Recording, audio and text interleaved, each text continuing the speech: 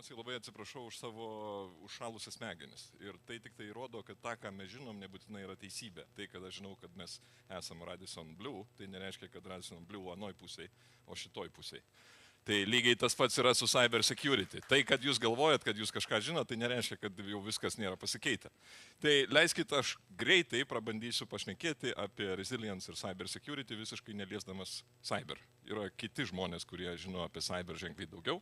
Ir mano prezentacija bus lietuviškai, kai kurių pranešėjų prezentacijas bus angliškai.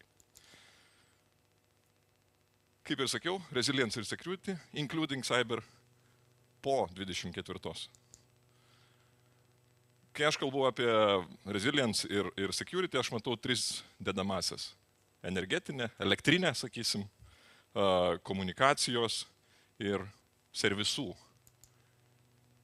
Kodėl tai yra mums svarbu? Nes dažniausiai mes kalbėdami apie cyber security labai dažnai susifiksuojam tik tai į softwarinę dalį. Lietuva yra, čia praeitos savaitės apžvalga. Mūsų importas elektros yra 60% su viršum. Ką aš daryčiau, jeigu būčiau blogietis? 10 šitų stulpų paguldžius, šita šalis yra visiškam blackout'e. Visiškam. Ką tai reiškia? Tai reiškia jokio interneto, jokio telefono, jokio valstybinio saugaus duomenų perdavimo tinklo, jokios televizijos, jokios radio, jokio vandens, jokios šilumos, jokio kuro, nes jam išpumpuoti irgi reikia elektros. Aš manyčiau, kad gali kilt kažkokią tai paniką. Mes turim daug kas pasidarę savo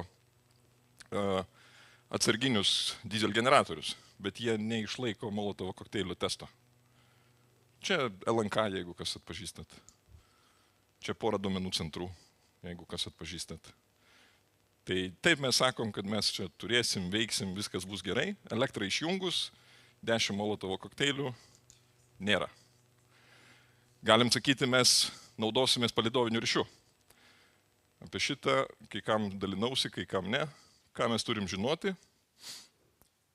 Ruskiai prieš užpuldami Ukrainą sudegino, kiek galėjo Ukrainos satelitinių telefonų. Tiesiog sudegino, ten buvo introducintas malveras. Kada mes paskutinį kartą tikrinom savo, kada mes paskutinį kartą darėm treningus, kada paskutinį kartą kažką tai darėm. Komunikacija. Sakysim, nebus priešas toks baisus, neatjungs mums elektros, nors gali iš Maskvos. Mes turim puikų internetą. Čia daugmaž yra kabeliai. Čia kokios esamos jungtys. Šitos, beje, DLC jungtys sutampa su tos elektros stulpais, tai jų nereikėtų 2 kartus kirsti, užtektų 1. Taip atrodo optika. Čia mano asmeninė patirtis. Ten, jeigu šulinį matot, jos yra daug. Aš, kai vadovau telekomunikacijų bendroviai, vienoje Centrinės Azijos šaly, neklausiau reguliatoriaus. Mano vyrai važiavo, ieškojo, kurioje vietoje nutrūko optika. Čia yra tiesiog jinai perkirsta su kirviu. Lietuvai atjungti nuo interneto užtenka 10 smūgių. Taip atrodo dabar kasdienybė telekomunikacijų specialistų Ukrainai. Čia irgi optiniai kabeliai, kiti kabeliai sudaužyti. Yra tokių neįtikėtinų įvykių buvo Lietuvoje taikos metu, kai 2 traktoriai netyčia nukasė žiedą 2 vietose. Vienoje vietoje ūkininkas traukė akmenį, kitoje vietoje statybos vyko.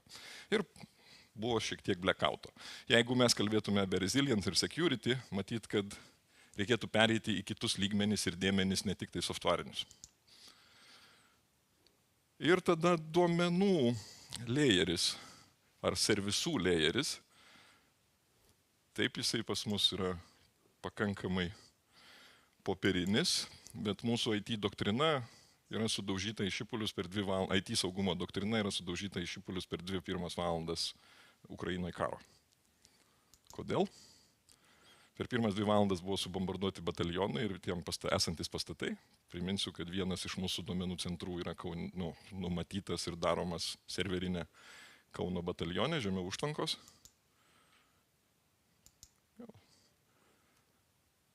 Vienas mūsų duomenų centras yra vyriausybės pastate.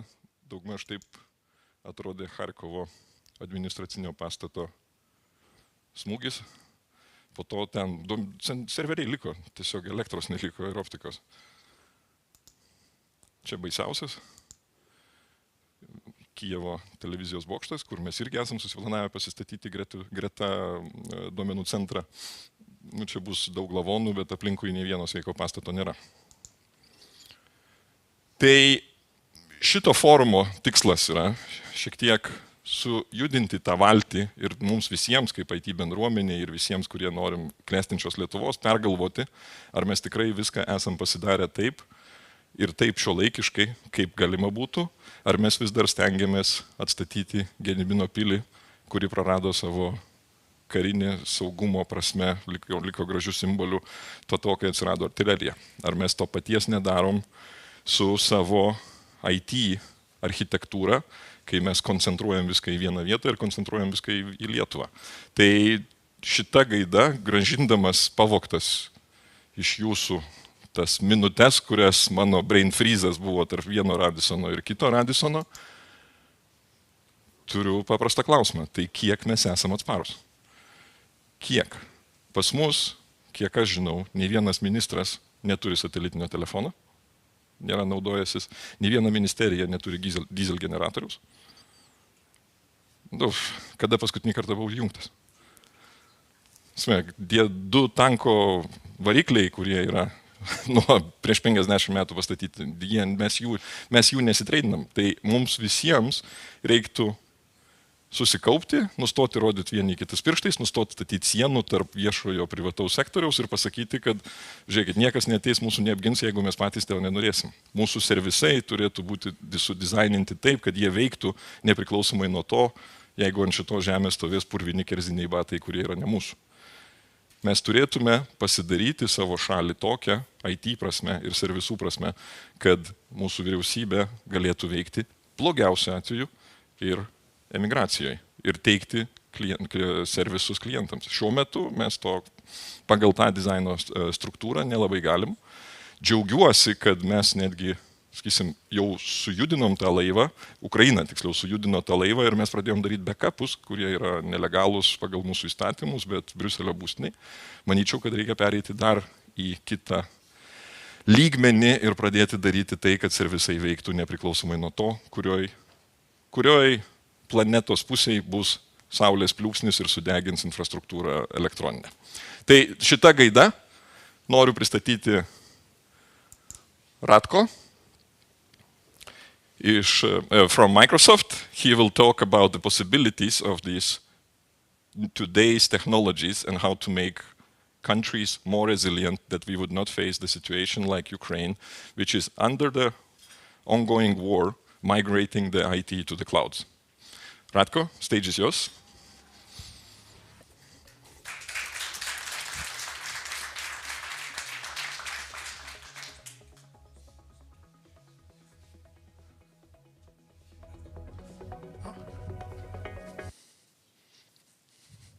Okay. So I apologize why I didn't say anything. They told me there will be a video rolling or something in between, or I don't. Anyway. So thank you for having me today here. Very important topic. My name is Ratko Mutovjic. I'm from Croatia, so small country like Lithuania, and I think I can relate to many, just from the country perspective, to many of those issues. I also have opportunity to, as regional technology officer, to work with, in my responsibilities, 33 countries. So I work directly with Poland to Mongolia, down to Cyprus and Malta. But also, being in global company, being exposed to many different things. I think what is very important, and thank you, Mindaugas, for, I was thinking like how to start and what would be green.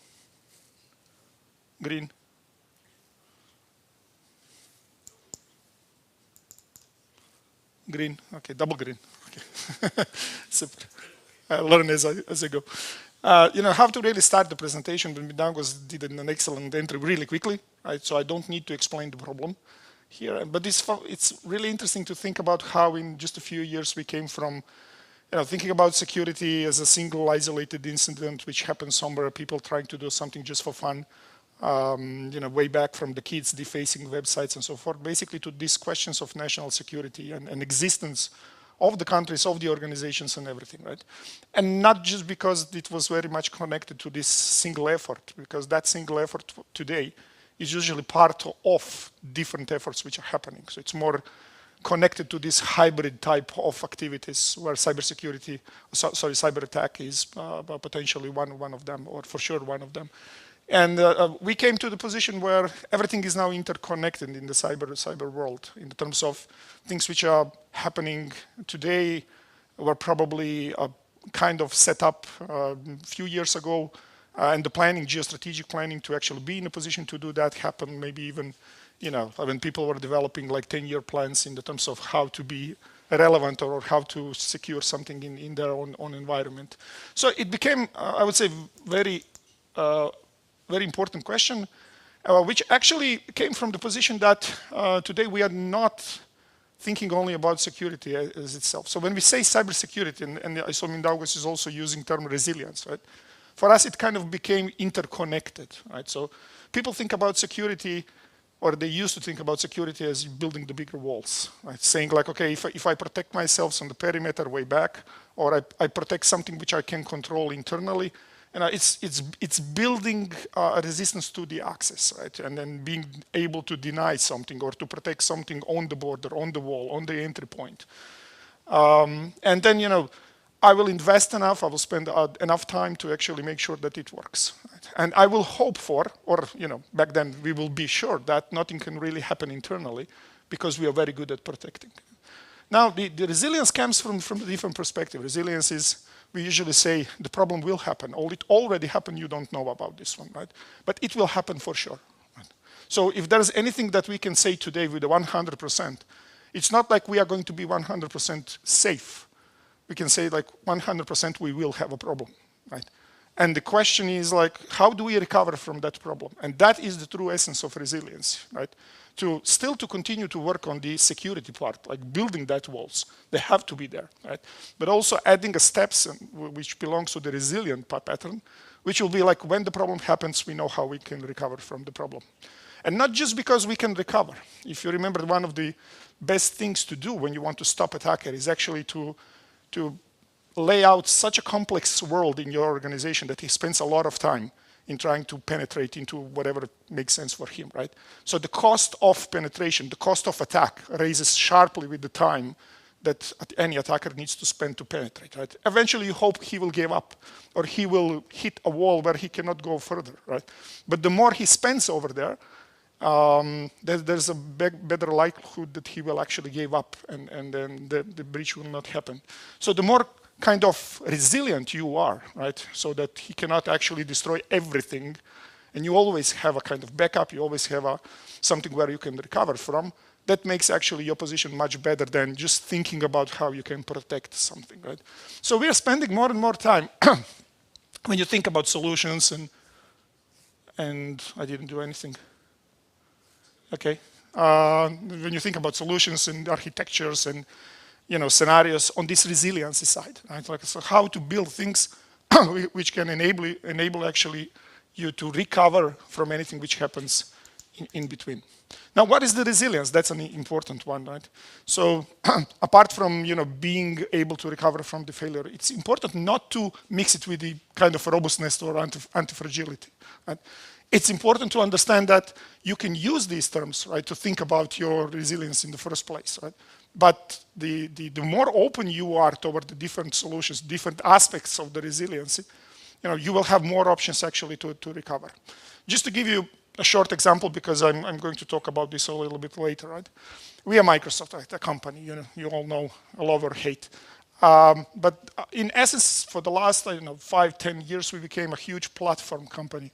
And that platform company is mostly doing cloud these days, right? So when you think about the cloud and places over there that you can utilize for different services, for us and for the customers, cloud became an essential part of that resilience, right? When you think about, I have a primary data center, Mindaugas was showing some of these things, and I have a secondary data center, and I can easily pinpoint where those data centers are, right? For most of, I congratulate you if you have some of them which no one knows where they are. But today, finding something in terms of location is like right click of the mouse and reading the GPS coordinates from the Gmaps. Right? It's that easy. Right? Now the question of cloud, for example, in the terms of this resilience is when we were way back describing, or we were asked by the customers in the terms of where is your data or where's my data, we would say for the reasons of availability, scalability, robustness, and all these things, we actually don't know, right? We cannot pinpoint the server or disk where your data is, because we replicate, we make available, we copy to other locations, we make it available because of this one, like there's like 3 copies around. So even for us, it's very hard to say it's here in this box. And that adds today to the resilience, right? Because people can very hard destroy something which is actually also somewhere else. And by the security nature is somewhere else, so people cannot pinpoint and say like it's in this specific location. That became security feature. Now, how do we look at, where the resiliency really lives? And I'll start with the, where do we see the impacts of cyber attacks or cybersecurity are related to back then to resiliency? Where do we focus? So we have these 4 pillars that we usually look at. So we call it like geostrategic resilience, and then operational resilience, and then cyber resilience, and then kind of crisis resilience, but it's like crisis events and things which are happening around us. And we found out, during the years that they are sometimes very much connected, how they are executed, right? So you would see in geostrategic things like people putting a software, sleepers basically, which sits somewhere and nothing really happens for years, right? There is a probe, you check, are they available? Can I activate these things? But they give you this strategic kind of, or strategic then operational advantage over when you need to control something in a specific time that you want. So, you just keep it somewhere, but you are not really activating. That software, for example, is ready to be executed when you need to do that. Operational in the terms of operational infrastructure. And Mindaugas was showing a lot of things which belong to the national critical infrastructure. Right? Thank you. National critical infrastructure.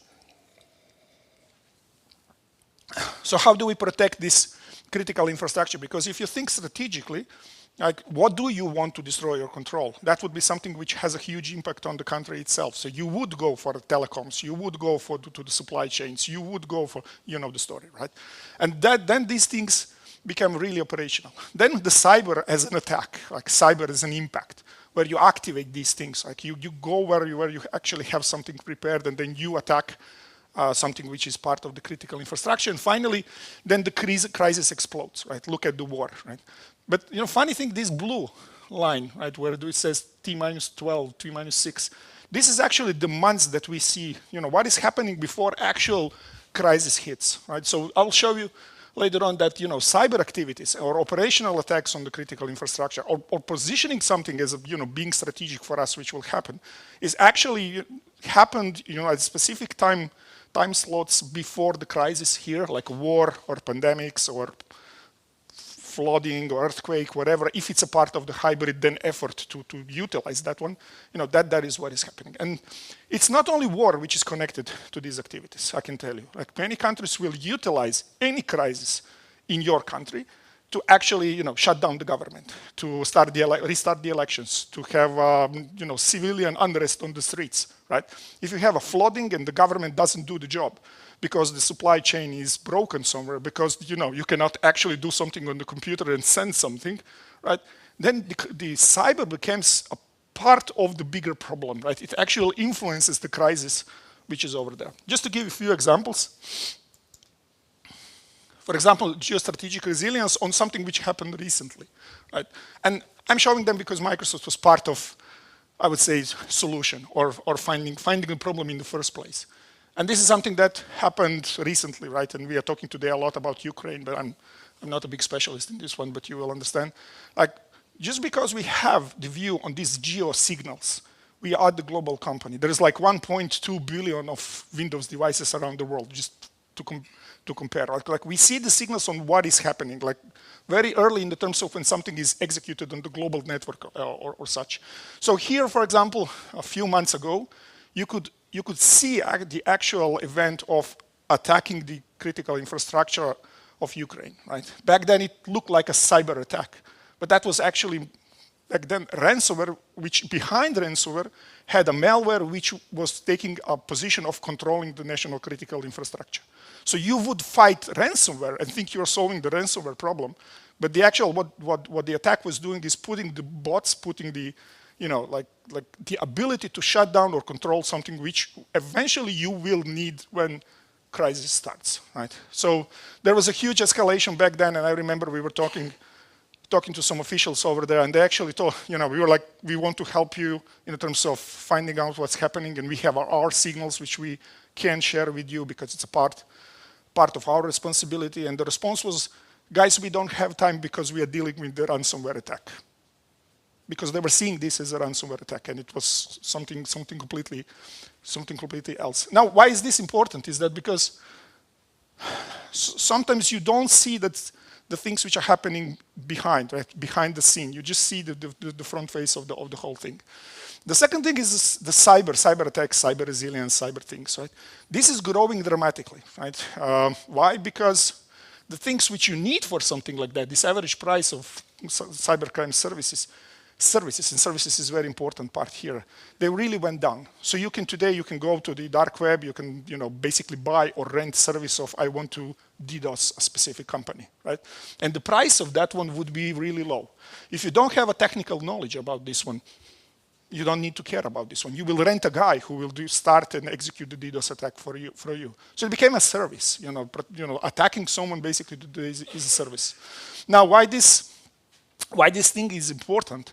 Because what we're experiencing these days is that the cyber attacks, in terms of sheer volume, grow to something that we never experienced so far. So Microsoft is holding the world record in DDoS attack in the terms of volume, which happened on the network in a specific time frame, right? So which is on the top, and you see how it grew basically. So the latest one in January was 3.47 terabits per second. Just to give you that's around 10,000 specific machines which are attacking a specific target at any point of time, and it lasted for 15 minutes. So 15 minutes was like, everything was covered up with this one. And what was funny? This was attack against one of our customers on the global network cloud, right? So when this ended up, how customer found out about the attack? He didn't. Right? We called the customer and we told him, congratulations, you just survived the biggest ever DDoS attack in the world. Because our responsibility is to protect the customers on the cloud from things like this. Right? I mean, other vendors are doing exactly the same thing, right? But our job is to, even if this grows, even if it's more kind of powerful than before, we need to help customers to actually go through this one.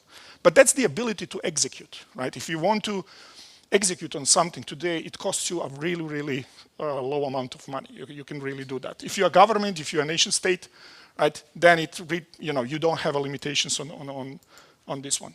The third one would be operational. And for a reason, I took something which is from like a few years old. And this is like Triton. It's like malware which ended up in industrial devices in one of the plants in Saudi Arabia. But it's not just that. Like you see the many infiltrations and control over the critical infrastructures.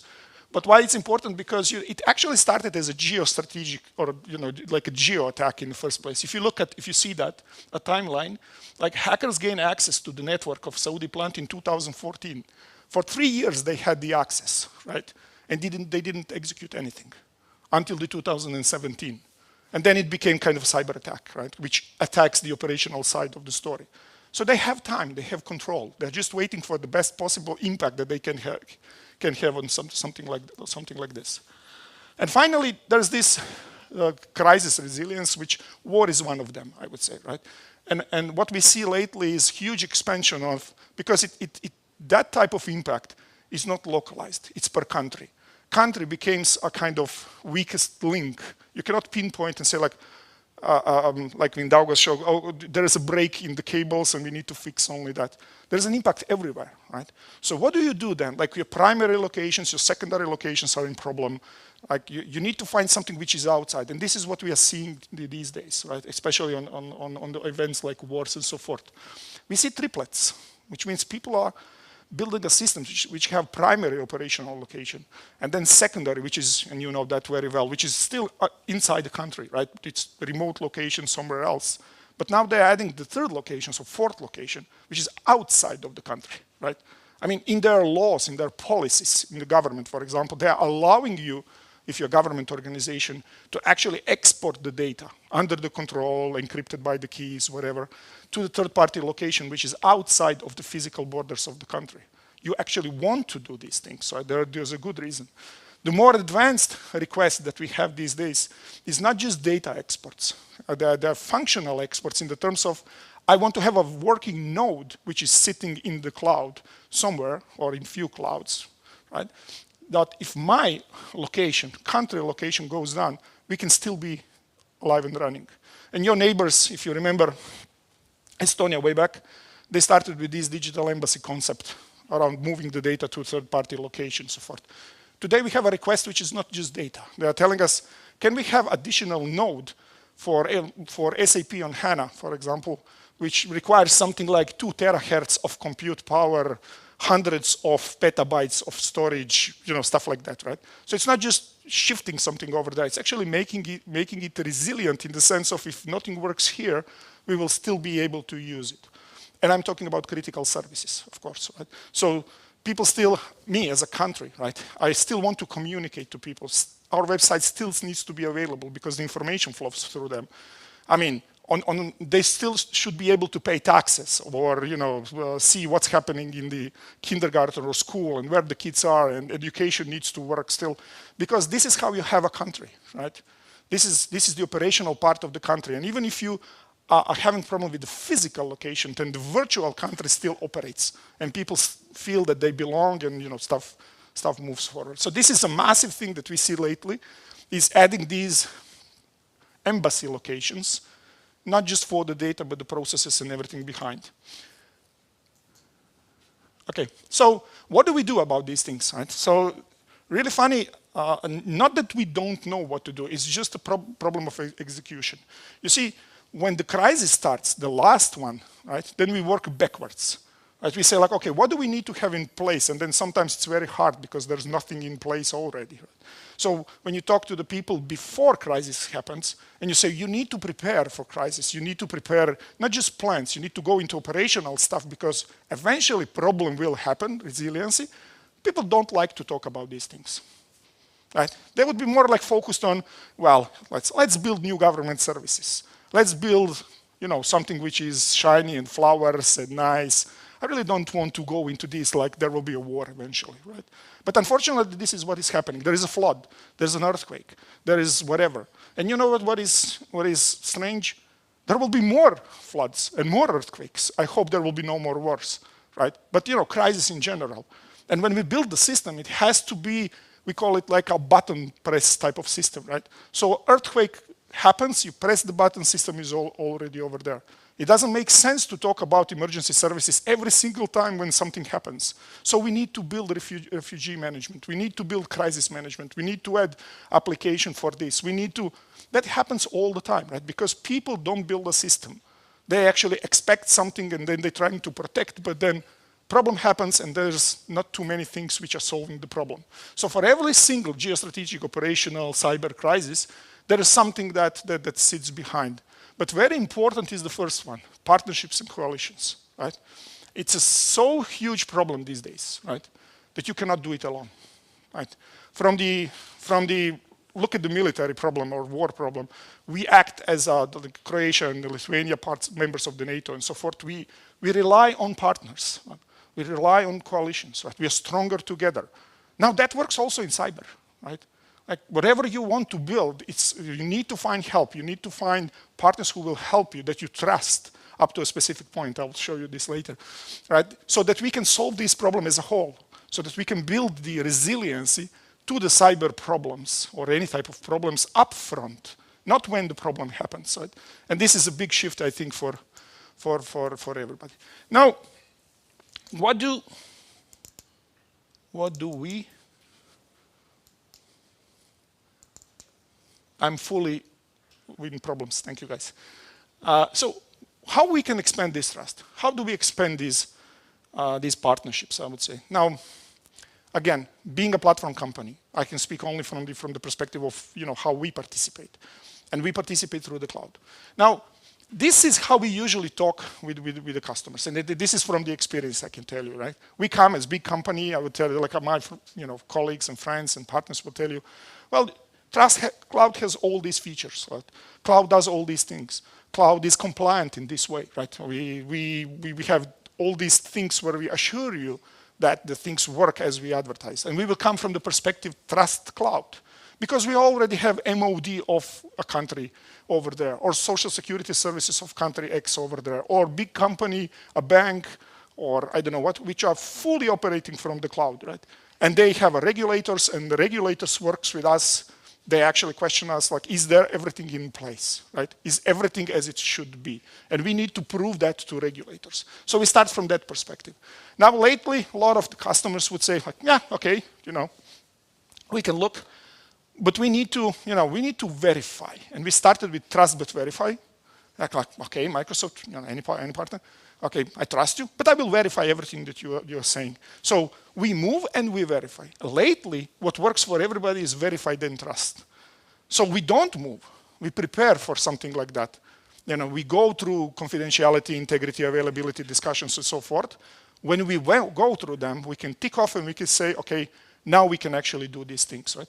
And this verified by trust is also enabled because cloud is not a single location. This is probably the biggest changes that we have when we talk about resilience. It's not just saying like, oh, there's a public cloud over there. Same as you cannot say, oh, I have a cloud if you have only one cloud or private cloud in your one data center. Cloud is very elastic these days. We call it hybrid cloud. So why we are able to verify and then trust is because we have a platform. And this is platform for the resilience. Now, why it's important? Because we used to have just a public cloud. We would say, well, if you work with us, there's a big thing in the cloud. You would say, well, I'm in private cloud. I want to keep everything here. I feel it's secure if it's under my desk, or as Daugas was showing, very close to me, right? Or something which is controlled by the government or something like that. It's on that side. What happened in between, lately, not just from Microsoft, but many vendors, we shifted this cloud toward the customer, right? So you can say something like, can I have cloud in different locations? Can I have cloud in my own data center, right, to extend the private with public functions and so forth? And answer is yes. And why is this important? Because then you can match basically what type of trust you can establish with the cloud provider. So you can say, for that data, for those processes, which needs to be safe and secure and made resilient, right, which are not part of the, let's say, critical infrastructure or something super important, I can actually put them in hyperscale cloud, right? I can delegate them into the cloud.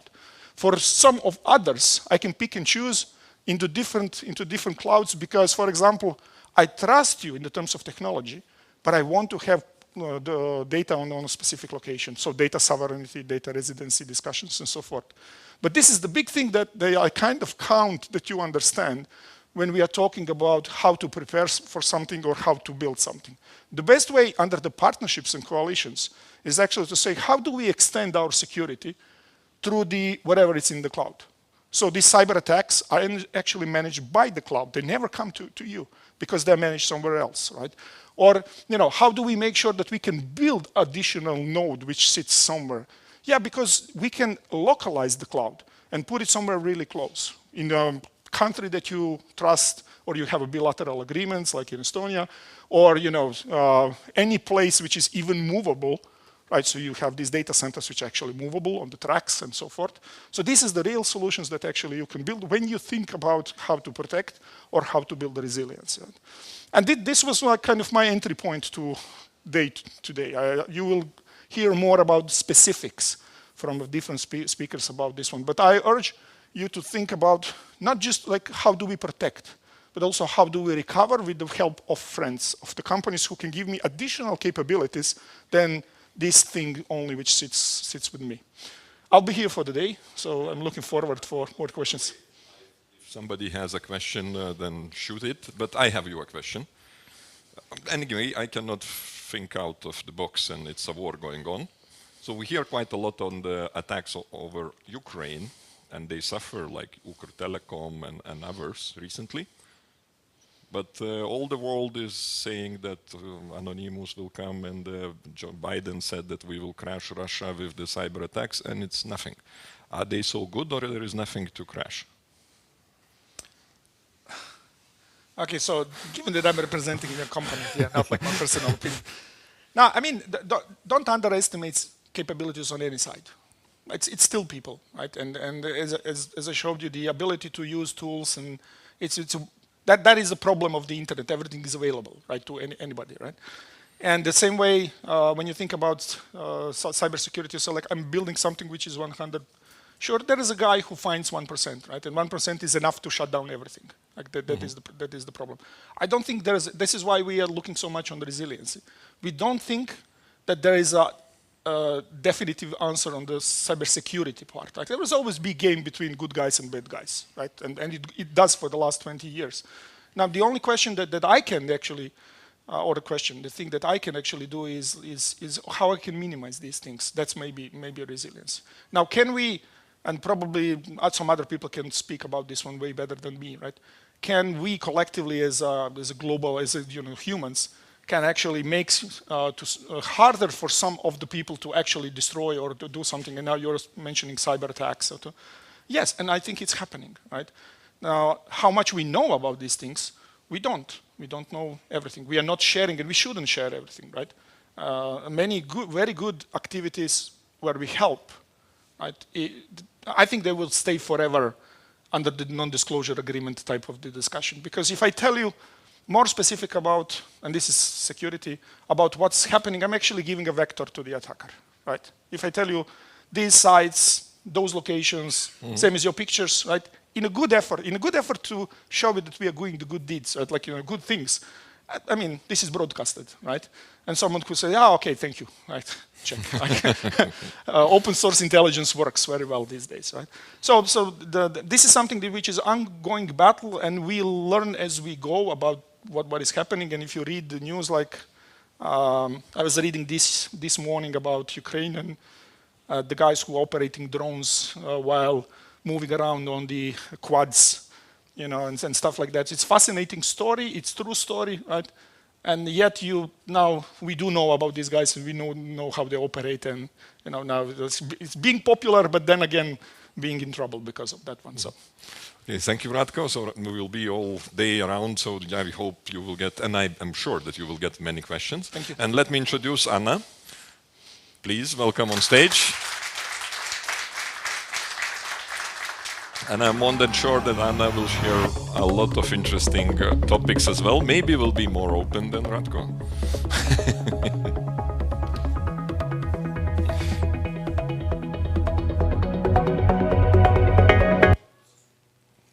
Okay, I guess that's my cue that I can get going. Hi, good morning, everybody. My name is Anna Chon. I am a principal researcher with Unit 42, which is the global threat intelligence teams from Palo Alto Network. We have a lot to cover today, so forgive me if I talk a little bit faster. And if you have any questions, feel free to reach out. I will also be around all day. So, over 2,000 malicious domains, 250 IPs, close to 700 malicious URL, and hundreds of malware samples. This may appear to look a lot to you, but it's really just a tip of an iceberg. So in the past 5 months, we have noticed a really large amount of cyber activity, the damage being created. It was done by different threat actor, different group, with different motivation, different resources, and the threats come in various type, various attack. And we might not have a lot of time to go to each of the case, but I will give you a really high-level overview today. So the purpose today is to give you a certain understanding. In a world that is perfect, we hope everybody have all the resources for them to protect themselves, to prioritize what do they need to do. But unfortunately, we're not in that world. Everybody have limited time, limited resource. So to understand what is happening, determine what is most relevant to you and your organizations, I believe it will help you prioritize how you're going to spend your time, how you're going to invest your teams, and how are you going to prioritize the action you need to take today. So I'm going to break this the presentation based on the type of attack because there's just so much happening in 5 months. The first one would be the wiper attacks. Did everybody heard about the wiper attack happen in the past 3 months? Yes, I'm sure. So the first wave of the wiper attacks happens around January 13th, just right before the Orthodox New Year. This is a multi-stage attack divided into 2, and the target this time is the Ukrainian government agency, some non-profit organization, and some of the Ukrainian IT company. So it's really important to notice the stage 1 came in the form looks like ransomware. They even leave you a ransom note with the wallets and ransom demands, as you can see on the screen here. Sorry, it's a bit small. But as a matter of fact, the threat actor didn't really encrypt the data. They just completely destroy the data and give you a false hope that if you pay, then you can get your data back. But in reality, that is simply impossible. This shows a very strategic similarity to what happened in Napeya attack back to 2017. At the times, it was also specifically targeting Ukrainian agencies and organizations. And what happened was, in the Napeya attacks, the malware, the worm itself, was developed so aggressive that it hit a lot of unintended targets, including organizations in the West and in Russia as well, and causing billions of dollars financial damage. So we're a little bit worried that this, as the situation intensifies going forward, we will see that similar impact, but we'll have our finger crossed. As of now, we haven't really seen that. The stage 2 attacks is also aggressive, trying to destroy the specific files in the targeted organization. What is interesting here is they use a legitimate application called Discord to host this malicious payload. So it is a pattern we notice in the following attacks in various forms, that the malicious threat actors utilize legitimate application software service providers to host these malicious payloads and malwares to contact and further communicate with their the compromised systems. Moving on to the second wave of the wiper attack that came across around the same time as the military events happened in Ukraine. In this times, it was a combination of 2 different wiper attacks. It's hermetic wiper and ISAC wiper. So from a technical perspective, why does this wave matters? As you can see here, when the attack happened, while the attack happens in end of February, the first samples we identified was compiled in October 2021. That gives you a perspective that 4 months ago, this malware is already ready and compiled. And so you know how aggressive and, in terms of planning and execution skill sets, what's in the threat actors' arsenal and what is their capability there. Moving back on. Another really important thing is the targets in this incident. Now this time the target list including Ukrainian Financial Institute as well as 2 contracting company supporting the Ukrainian government, and one is in Latvia, one is in Lithuania. So strategically perspective, it's the first time we see the threat actors is willing to extend their target list to country, to entity outside of Ukraine.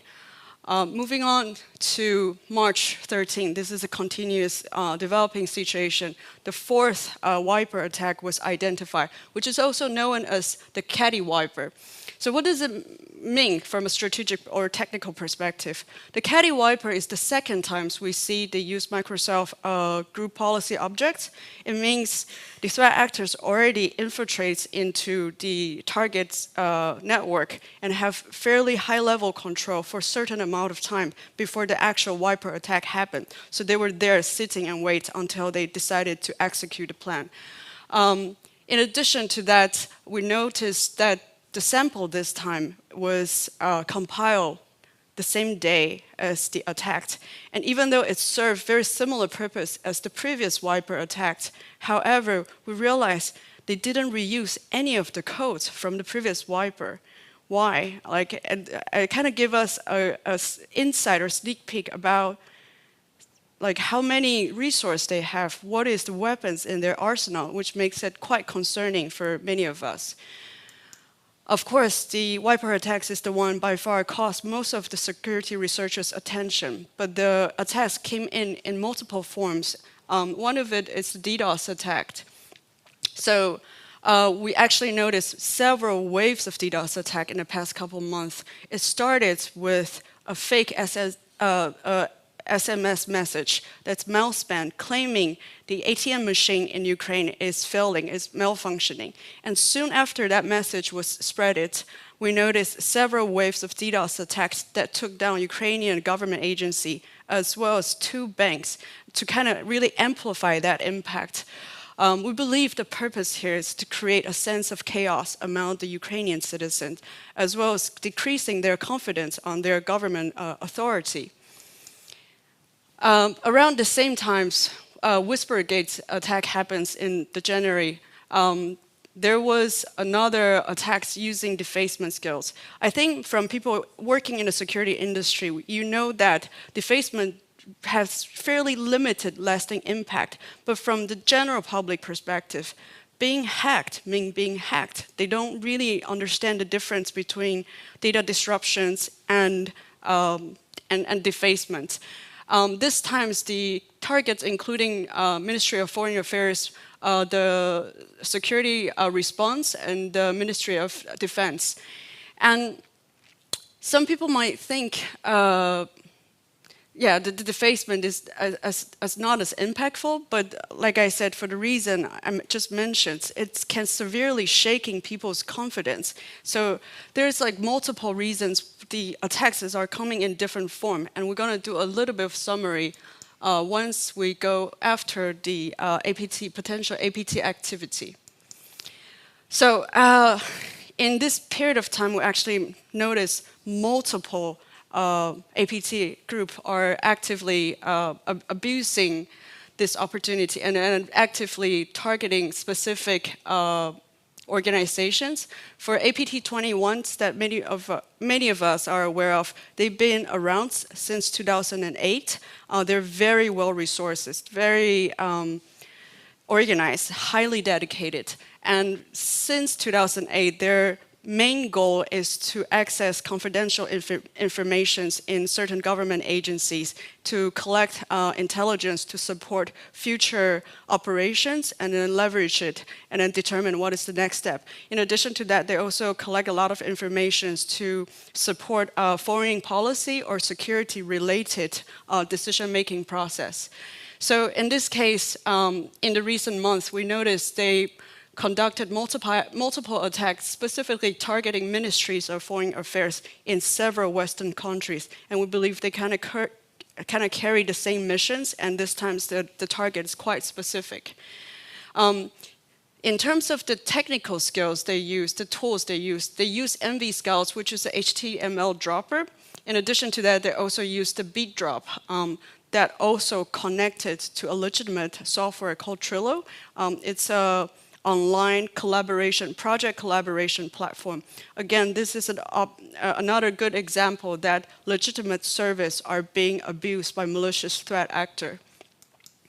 Not in all the cases that we can see or attributes the threat actors to very specific group. However, in the previous case, we see the beauty of still kind of tracking the campaign, the infrastructures they use, the technique and tactics they use. By doing so, we can still like burn down some of their infrastructures, make sense of what we're seeing in a very organized way, and then slow down or stop their attack or their aggressive attempt. In the case of Kibernetinio, it's actually one of the really rare cases. The leaders of the group were attributed by the Ukrainian CERT, the Ukrainian agency. So it was led by 5 FSB officers. There are very interesting conversation and phone calls among them being recorded, and now it's published. How do they plan and execute the attack? So this is actually in the beginning of the presentation, the statistic that I show you, that over 2,000 malicious domain that we identify. It's mainly from just this one group. And this is the group my team, Unit 42, attributed and kind of share everything completely free of charge in our blog. We believe this is the way for people to enable people to protect themselves, blacklisting the domains, and also do the retro threat hunting. Moving on to the third phishing campaign I'm going to talk about. So as the military exercise took place in Ukraine, we noticed the cyber activity also diversified and intensified. One of the phishing campaign done by Ghostwriter, this is a really good example. They sent out a message, encourage people to click on the lure. The message was specifically targeting military personnel in Ukraine at the time. So in this case, as you can see, they are trying to get access into one of the target's email accounts, and once they have access to that, they will utilize the address book and contact information in that account to further identify who's the next target they want to compromise and send out more phishing attack against the new targets. So these are really sophisticated attacks going on for a while in the past several months. So if I may somewhat summarize so far the various type of attack that we talk about. Wiper attacks, obviously, its main goal is for disruptions, is to stop the normal day-to-day operations, making the organization incredible to function. Some people say, I've heard people ask me, it seems like it's not very successful, especially the latest Caddy Wiper. It seems it hit such a small amount of targets. Is it fail? Like, is it not a successful attack? In that regard, I personally disagree because Wiper attacks is designed to be a very specific targeted attacks. It was never meant for massive disruptions. In addition to that, I think you need to look at the impact from the real life perspective. We know the hermetic wiper hits the border control for the Ukraine. And as the huge amount of refugees trying to flee the countries to get to the safe area, having the border controls down drastically slow down the process for them to leave the countries. I've heard people are being stuck in the border control for 3 or 4 days. Imagine like a family with little kids waiting in the border controls, not knowing when they can go, when they can leave. It's a very unpleasant but really real life impact that we need to consider. When we talk about cyber threats, there are real life impact, and we need to look at it from the victim organizations, that impacted parties' perspective. And that's the wiper side. And when it comes to DDoS and defacement attack, the goal is quite obvious. It is to create a sense of chaos, a sense of uncertainty in the society. Imagine you're in Ukraine at the time, and this various type of attack keep coming into your way. And the third, which is the APT attack. APT attack is also highly targeted, but the goal is not to disrupt anything. As a matter of fact, the goal is to stay hidden so the group can have access, long-term access to confidential information that they can later on leverage for their decision-making or for their future operation. So they want to stay hidden, so it's not going to cause a lot of noise or disruption because it's against the main goal they're trying to achieve in that case. Of course, everything I just mentioned about it seems somehow aligned with very specific countries' interest, but it's important to notice all the activity we just noticed in the past several months is not completely done by state-sponsored threat actors. There are hacktivism groups, there are cyber criminals are also being involved in it. There are several hacktivism groups. I'm sure you all heard of the Anonymous, the Against the West, and the Cyber Partisans. I think today, due to the time restrictions, I'm just only focused on the Cyber Partisan. There are the group successfully infiltrates into the Belarusian railway systems back in January. At the time, they destroyed some of the data, they stole some of the data and leaked it in the social media to publicly shaming the organization, the entity. And at the same time, they also encrypted some of the data hosted as hostage, claiming they have certain political demands, and if the authority meet their demand, they're gonna return the data. We don't know exactly how did that story end. However, I want to take the opportunity again to highlight cyber threat has real-life impact. So in the middle of this attack, we noticed the train service and the online ticket systems was down for days. I believe it was several days. So it's also a really good example to notice nowadays non-state sponsor threat actors also have capability to take down your infrastructures and create a massive disruption. In the amount of the wildcard that happens, there was another group being involved, which is the Conti ransomware group. I don't know if everybody's familiar with Conti ransomware group. They're one of the top in the list we've been tracking. So in the beginning of the conflicts, they sent out official announcements supporting the Russian operations, and they claimed they will destroy any of the governments or entity, especially the critical infrastructures, if they're against the Russians' operations. So soon after that announcements, they got a lot of backfire, so they changed the tones to kind of more neutral and moderate, but still quite threatening, but it was a little bit too late. At the time, there was a security researcher who successfully infiltrated into the group, collecting a lot of their internal data and start leaking it in the social media. We look into the data, and then it gave us a lot of insight about the group and how aggressive they are. From Unit 42, because we also have a lot of incident response team and services. And from our previous understanding, we believe that group has more than 100 affiliates who operates the ransomware, identify the intrusion opportunity and deploy the ransomware. But we never know exactly how bad it is. What we know is they're very ruthless. They attacked hospital, they attacked university or emergency service without any mercy. They didn't discriminate any targets. And they're notoriously unreliable because there are several cases, even when the victim paid a ransom, they never received the decryption key. So from the leaked information, we realized since their operations around June 2020, they have earned at least $2 billion from the ransomware attack, which is really aggressive and very damaging.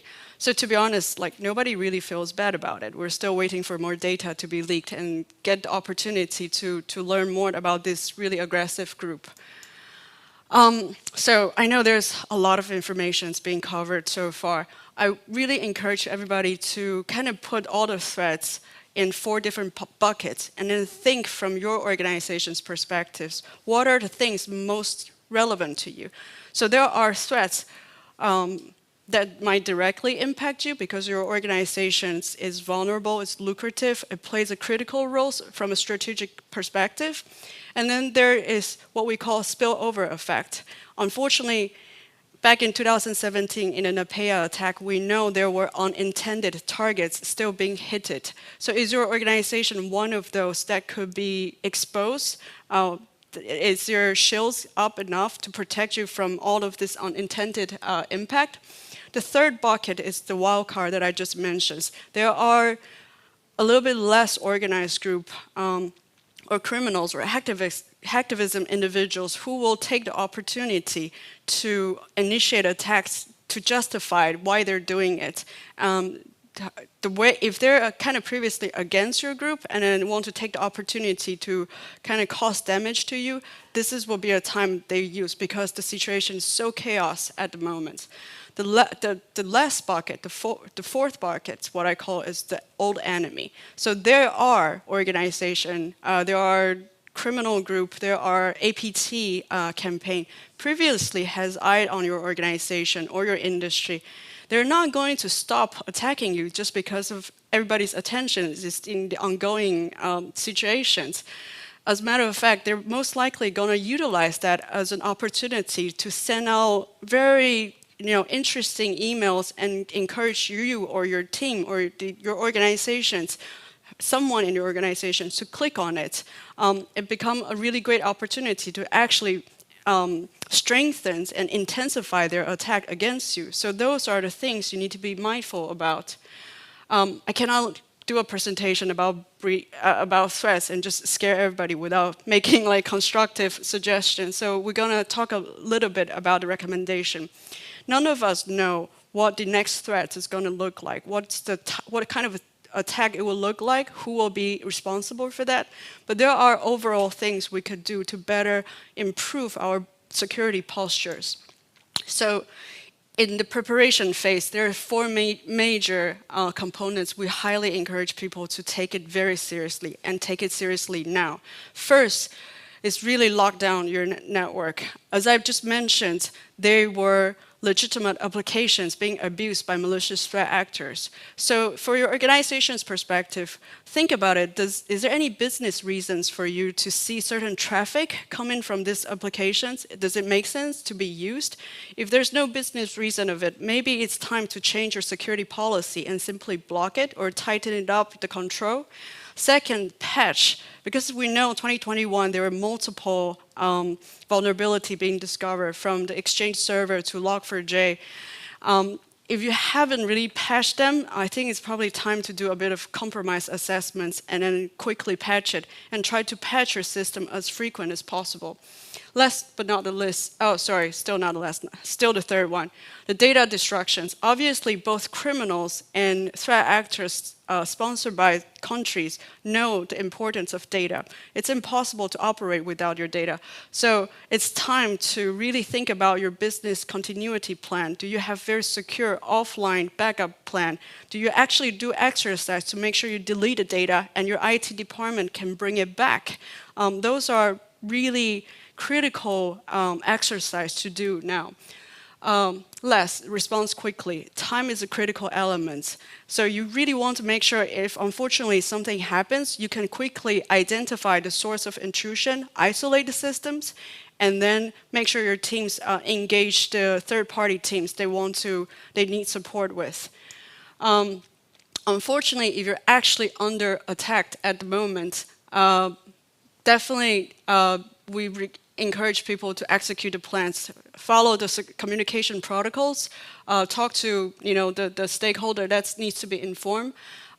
Carefully think before you reboot your systems, because we know there's a lot of encryption information are hidden in the memory, and once you reboot the system, all those information will be lost. Execute the IR plans as much as possible, although I will argue it's supposed to be in the preparation phase, because you really don't want to determine who is your incident response partner in the middle of your attack, Whoops. Yes. And typically we encourage people don't pay for ransom if it's a ransomware attack, because we know criminals in underground markets are exchange victim lists, especially victims who previously pay once. If you pay once before from the eyes of the criminals, you're more likely to pay for the second time. So paying the ransom is never going to solve the problem. So my team, Unit 42, has actively involved in public-private partnership with over 180 organizations now.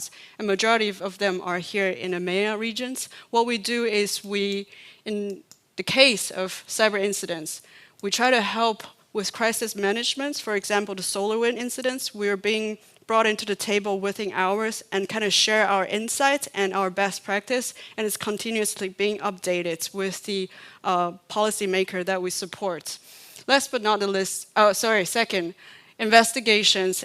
We have helped multiple law enforcement operations, including arrest. We help with Interpol, and I think recently one of the Lithuania ransomware took down. We also help with that.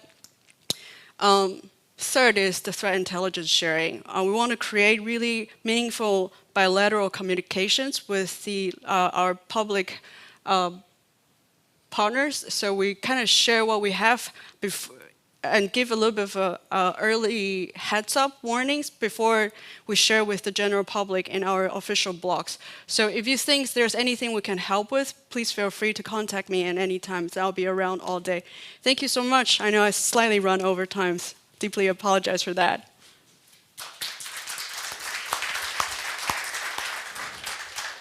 Thanks, Anna, for this great presentation and showing how it happened over the time. Because when it happens once, you don't understand what's going on, and there is a nice path. Could it be avoided? Could it be avoided? I think if your security postures is good enough, you can definitely slow it down or detect it. In some of the case we talk about, I realized our product blocked it, but we didn't know what the threat came from, who was behind it. However, we did block it. So I would say, overall speaking, as people up their security postures and defense system and make sure you can detect it, any abnormal behavior, it can still effectively protect yourself from some of the most novel technique. So thanks, there is a hope then. Yes, there's definitely a hope. The key message, there's Thank hope. you so much.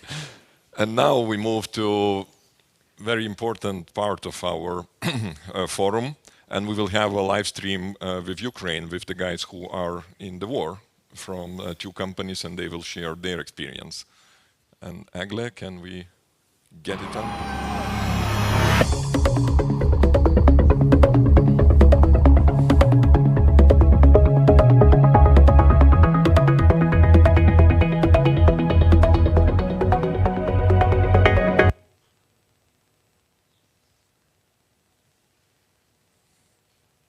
Hi everyone. Hello. My name is Boris Gayur. I am CEO of Crayon Ukraine, the direct subsidiary of group of Crayon who is placed in Ukraine. And our colleague Timur will after me on this session. Thank you very much for possibility to attend your forum. It is really important. You even don't understand how it is important such forum in such situation you have. What I want to say, 24th of February started a big change in time for all the world and Ukraine in principle. Unpredictable changes was done and started from the first day of exact war we have on our territory.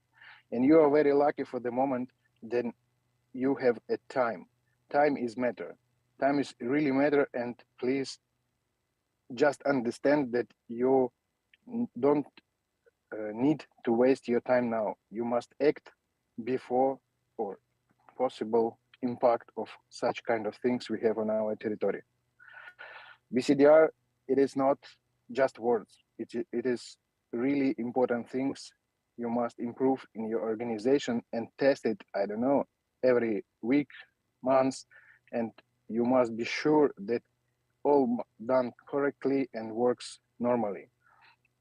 It was a great session from previous colleague regarding cybersecurity attacks and threats we have on the table, but I will, from my side, add some information which is important for the whole infrastructure for each customer organization, because if infrastructure will fail, no cybersecurity will be needed.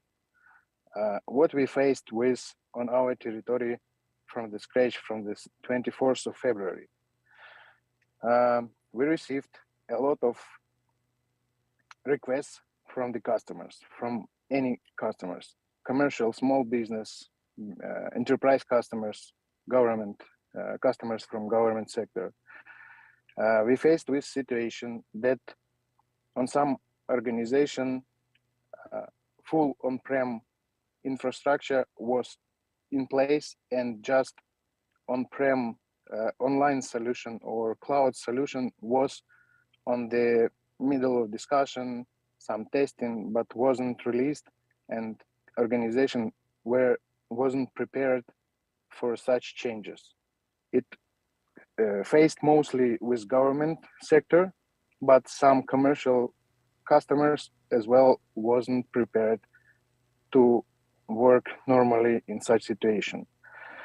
After that, we had a lot of discussion with vendors, cloud vendors, and faced with second problem when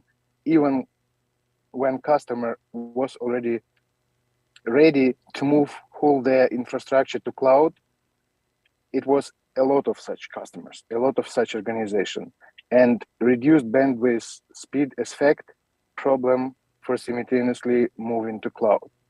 Just imagine that the standard channel for 1 gigabit for now working on the 25% of the power. It is a really big problem because even if you are ready to move to cloud, you don't have ability to do that because of bandwidth speed. Cyber attacks, it is really important as well, and mostly all of IT infrastructures of our clients and customers was on place from the first day. It was also a big problem because a lot of security solutions was on the test mode, just on the test mode, and wasn't implemented inside the organization, inside the IT infrastructure. What we learned, it is simple things, but it is very important things all must do as from clients or customer side, as well government companies and even government structures must release some new things which never happened before. First input, whole backups must have online copies.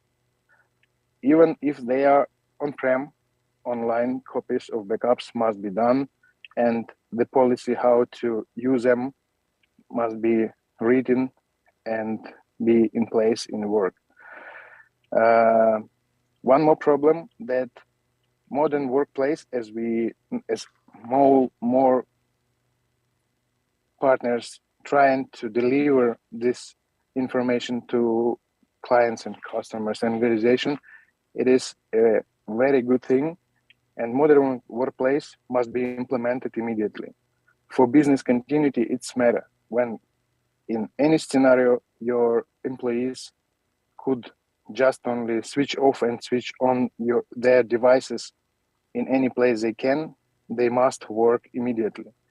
It was a big problem when after switching off on-prem infrastructures, clients spent weeks just before their employees couldn't reach their data, couldn't and can work normally in whole their work cycle.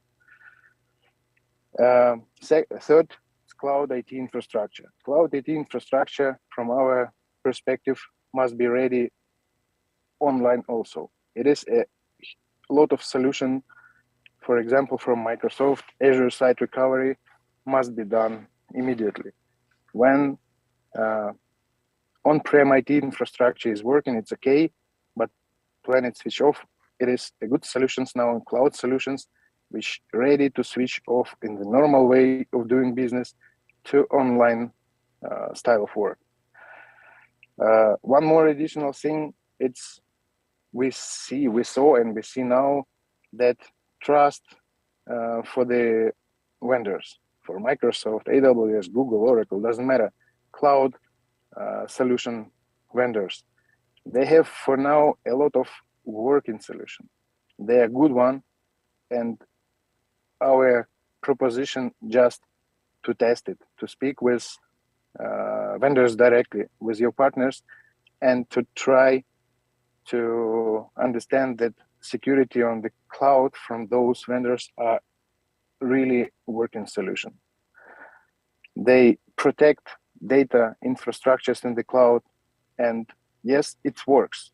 Our current situation now already shows that infrastructures in the clouds secure from main vendors, from additional vendors who are cooperating with cloud producers, cloud vendors, and it works. It normally works. Don't be afraid of that. Just test and implement in your organization. Additional, and maybe from my current speech, the final bullet, it is restriction, government restrictions or restriction policy for cloud using. Ukraine spent a couple of very important weeks straight after war was started in Ukraine for understanding how to work for the organization who was under restriction policy. Yes, it is a good thing to restricted data, restricted security and sensitive data on the current country organization. But as we see now, when such happened, like a war happened, restriction was immediately declined, and for now, government did a great decision and approved for government organization to go on cloud. Such restriction just delayed solutions, just delayed decisions for the customer who was fully on-prem, and now they moved to cloud. They're working from cloud, and with deep cooperation between organizations and government structures, they're working normally. So our proposal to all of you to think how could be implemented new policy, maybe new restriction policy for cloud. But it is very complicated thing that this restriction is just only on the one territory. So from my side, this information for you, please use it. And once again, you are lucky. You have a time for now for change. Timur, table is yours. Yes, hello, thanks, Boris. My pleasure and my privilege to say thank you for Lithuanian and European colleagues for the huge support for our country in such heavy times, really.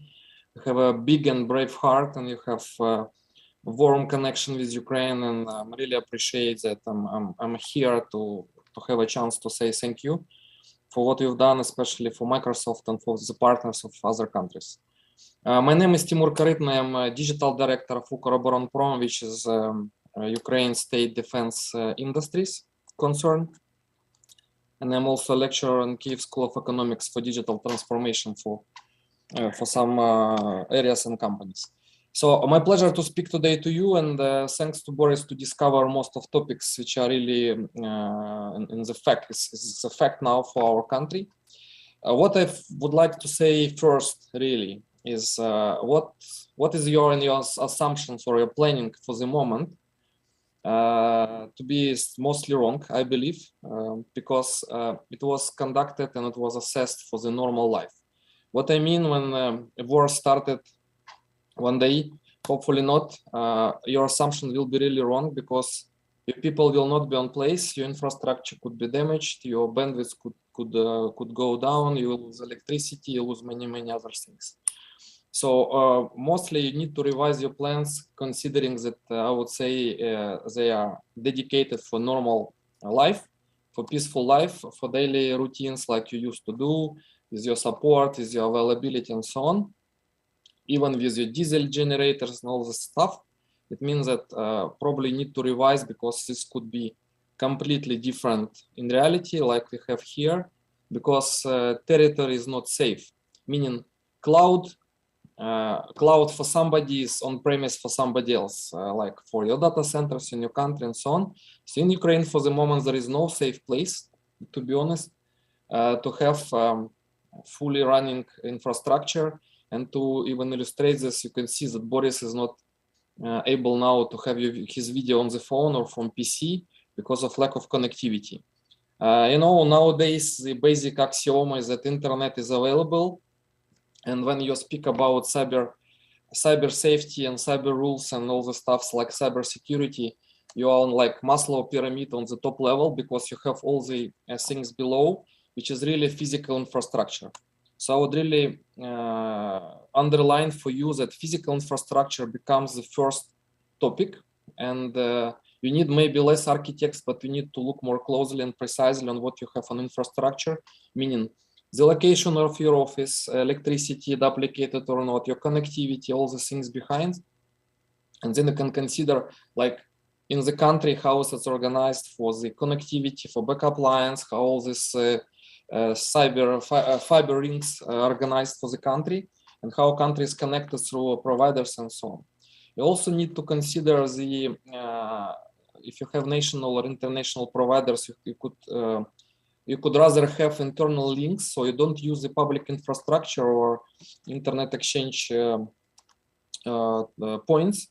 You could also use internal provider infrastructure, and you build L2 or MPLS lines between your sites to look on this. So I would say infrastructure is a key, and you need to consider it from the very start. Second thing is, what I want to say is you need to be internally ready, even by yesterday, to meet such huge problems. It's really about to see where is your location, how is you connected, do you have your backup, do you have all your procedures in place, are your people really mobile, and all the things behind. So for this matter, you need to prepare really in advance, and this is very important. And I would say most of us, and probably most of you and most of other people, are really not ready to work under such conditions, especially when your employees are really spread down in the country, or hopefully they leave the country and they appear in other countries to look for shelter, to be in a safe place. This is the truth. And when you also speak about business continuity plan and all the things behind, you really should think, what is your business during the war period? Meaning, do you still have a business? Do you still have revenues? Do you still have for your clients? Can you reach them and so on? And this is really true for all the businesses and so on. Many of them are really stopped, and your normal connections and normal things are stopped. From a cybersecurity perspective, as you may see, there is a trend now to hack or hit normal, regular, peaceful companies, which are probably for the moment didn't stop business in Russia, like it was attack on Nestle, I believe, or somebody else companies, which are normally not expecting that somebody would hack them seriously and widely and so deep. So I'm sure they were not prepared to such things like those. It's a bit of politics for sure on top of the war.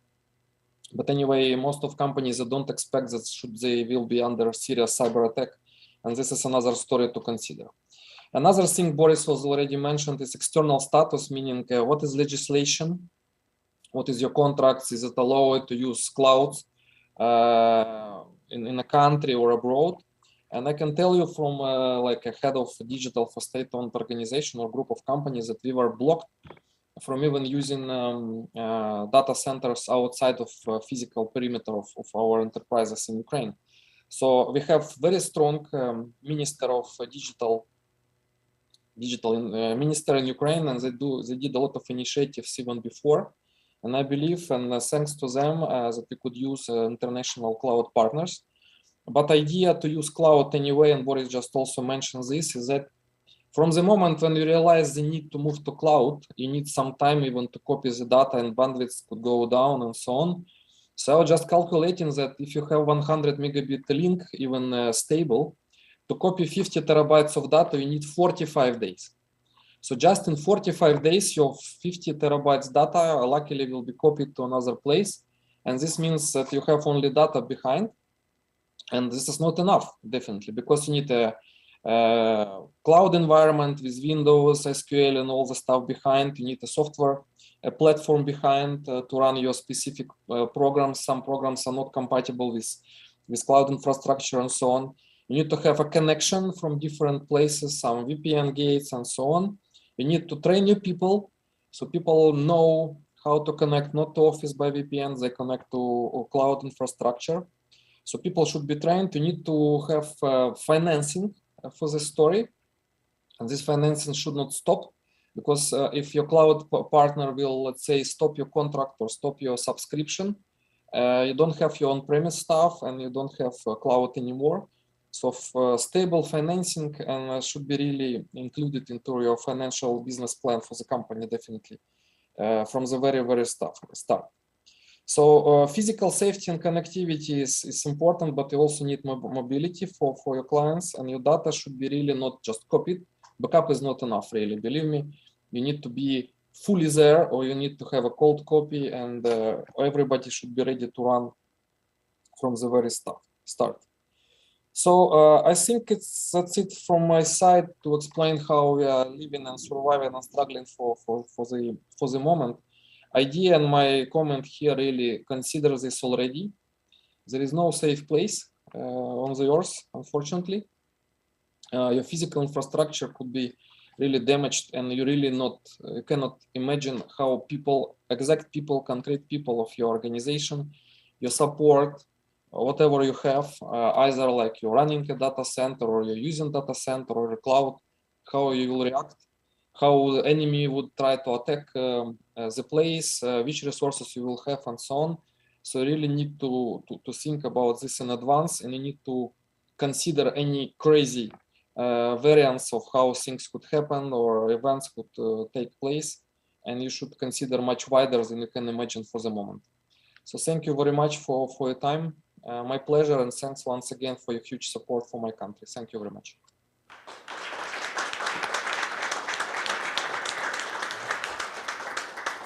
Timur, Boris, I was told to ask questions, but I have no questions except I want to say Slava Ukraine, Heroям Slava.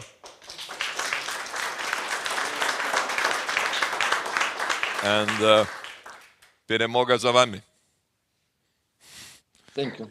And thanks for sharing these insights, and thanks for giving the sense of urgency and kicking our butts that we need to be ready before it happens, because when it happens, people need to fight, not to move to cloud. Yeah, and in Ukraine, you know perfectly that Ukraine was considering Baltic countries and whatever you have there like a safe infrastructure, and for us, you know, there were many contracts and so on. I pray that it will not touch your territories never and so on. It will stay like this. But look at us, look at our case, and consider that you should spread your resources much wider in the world. Trust the big partners, trust international partners, trust leaders, and they're really good from what I see, and they are kind, and they fully understand the situation, and they have a lot of free of charge resources for some periods, and thanks to Microsoft and Google as well for all the stuff. So consider this and stay safe. Thank you very much. Dėkuoju.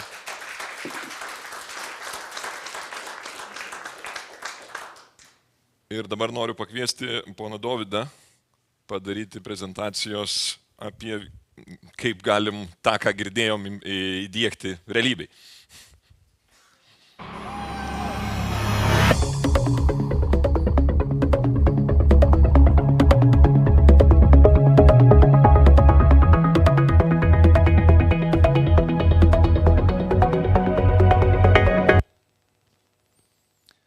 Taip, tai ačiū labai. Girdėjom pamokas, kurias patyrė kolegos, dėja skaudžias pamokas, kaip praktikoje pavyko jiems pradėti naudotis viešųjų debesių. Mano prezentacija šiek tiek irgi yra panašios tematikos apie būtent hibridinį debesies modelį, tačiau galbūt apie ankstesnę stadiją ir apie tai, kokias galbūt mes ar organizacijos apskritai turi baimės, kokie galbūt jų laukia iššūkiai, bandant būtent iš grinai on-prem ar private cloud modelio pereiti į hibridinį modelį ir prisijaukinti tą viešąjį cloudą. Tai aš esu debesijos sprendimų architektas įmonėje Cloudion, nors čia yra paminėtas ir Devoteam logotipas, jis yra paminėtas dėl vienos paprastos priežasties. Devoteam, Prancūzijos IT paslaugų konsultantas ir valdomų paslaugų tiekėjas, pernai rudenį įsigijo Klaudioną.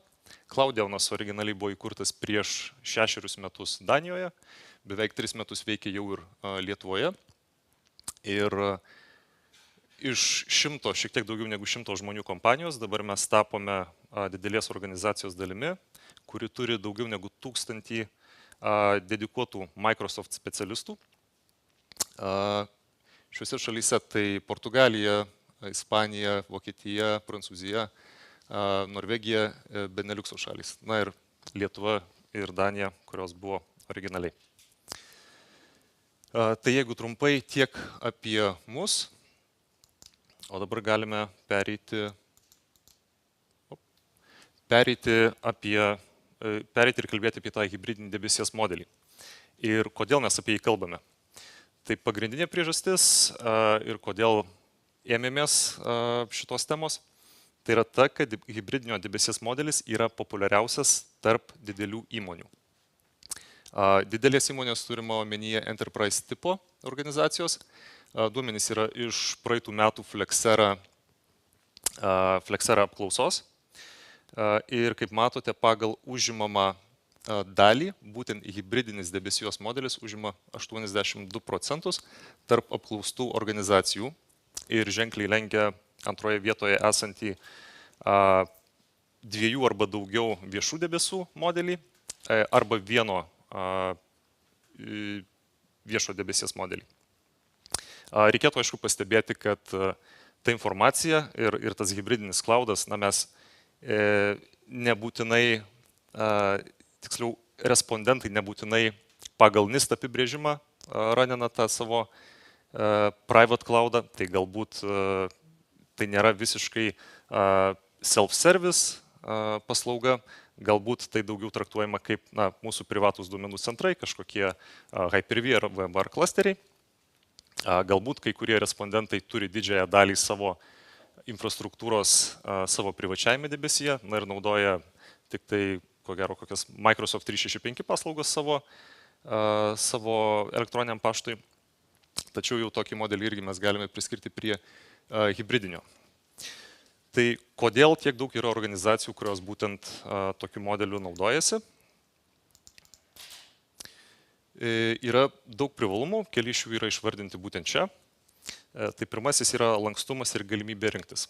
Ir kai mes minime galimybę rinktis, mes minime galimybę nuspręsti, kokios mūsų aplikacijos, kokie mūsų servisai, kokioje aplinkoje veiks. Tai šiuo atveju, jeigu mes turime kažkokias aplikacijos, kurios yra pakankamai senos, aplikacijos, kurias perkelti arba kurias išskirstyti tarp 2 aplinkų yra arba per brangu, arba tiesiog neracionalu, kadangi mes greitų metų galbūt jų atsisakysim. Jas galima sėkmingai ir toliau laikyti savo duomenų centruose. Tačiau jeigu mums reikia naujas aplikacijas provisioninti, jeigu mums reikia naujus servisus kurti, tai leidžia mums pasirinkti ir aplinką, viešo debesies aplinką, kurioje mes potencialiai gauname šiek tiek daugiau privalumų, apie kuriuos toliau dar kalbėsime prezentacijoje. Tai kitas punktas yra laipsniškas viešosios debesijos prisijaukinimas. Niekas, ko gero, stačia galva taip neneria ir iš karto neperkeldinėja visų savo paslaugų, savo servisų į viešą į debesį, normaliomis sąlygomis, sakykime. Kaip matėm, gali nutikti ir labai negerų dalykų. Toliau didesnė kontrolė. Ir kontrolę turime omenyje būtent savo duomenų kontrolę. Jeigu mes norime, mes galime savo duomenis kelti tarp savo duomenų centro ir tarp Microsoft ar kito paslaugų tiekėjo duomenų centrų. Ir priklausomai nuo to, koks yra tuo metu poreikis, mes galime tai valdyti.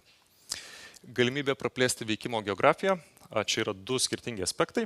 Vienas iš aspektų yra, potencialiai, jeigu mūsų įmonė, mūsų organizacija turi aptarnauti klientus, kurie yra kažkokioje tolimesnėje geografijoje, galbūt jiems klientams potencialiai reikia pasiekti mūsų duomenis iš tų lokacijų, kad mes galėtume užtikrinti analogiškos kokybės paslaugas, kokias galime užtikrinti čia vietoje.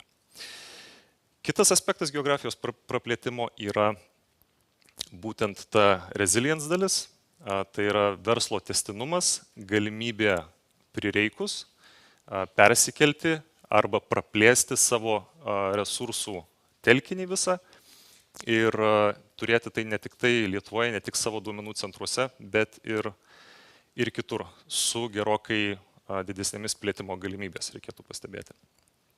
Na ir paskutinis punktas. Deja, bet pasitaiko tokių dalykų, kad ir didžiausi tiekėjai, debesų paslaugų tiekėjai, turi problemų, jos dažniausiai nebūna didelės, tačiau kartais jos būna pastebimos. Dėl to apsidrausti nuo to irgi verta. Elementarus posakis nedėti visų kiaušinių į vieną krepšį puikiai veikia ir šitame scenariuje. Tai išskyriau, paminėjau kelis iššūkius, su kuriais dažnai susiduria organizacijos, ar jos būtų mažos, ar jos būtų didelės, dažnai tai yra pakankamai panašus iššūkiai, kai pradeda naudoti ar nori nuspręsti naudoti hibridinį debesijos modelį. Taip. Vienas dažnai sutinkamas scenarijus ir jį dažnai yra tekę sutikti mums savo patirtyje, kai viešo debesies smėliadėžė nejučia pradeda tapti produkcinę aplinką. Tai yra kažkada bandėme kažkokias cloudo paslaugas, ten sukome kažkokias virtualias mašinas, naudojame storage'ą, atsarginės kopijas dėjom. Ir taip po truputį vedini tokių proof of concept tikslų, norėdami išsiaiškinti, galbūt numesdami visą tą veiklą ir vėl prisimendami po kiek laiko, mes pradėjome statyti tą savo infrastruktūrą. Ir rezultate gavosi taip, kad reikia kažkur jau pradėti naują projektą statyti. Galbūt mūsų duomenų centre neužtenka resursų, galbūt neužtenka vietos elementariai, ar yra kažkokių kitų apribojimų. Ir mes tą projektą statome jau privačiame debesyje.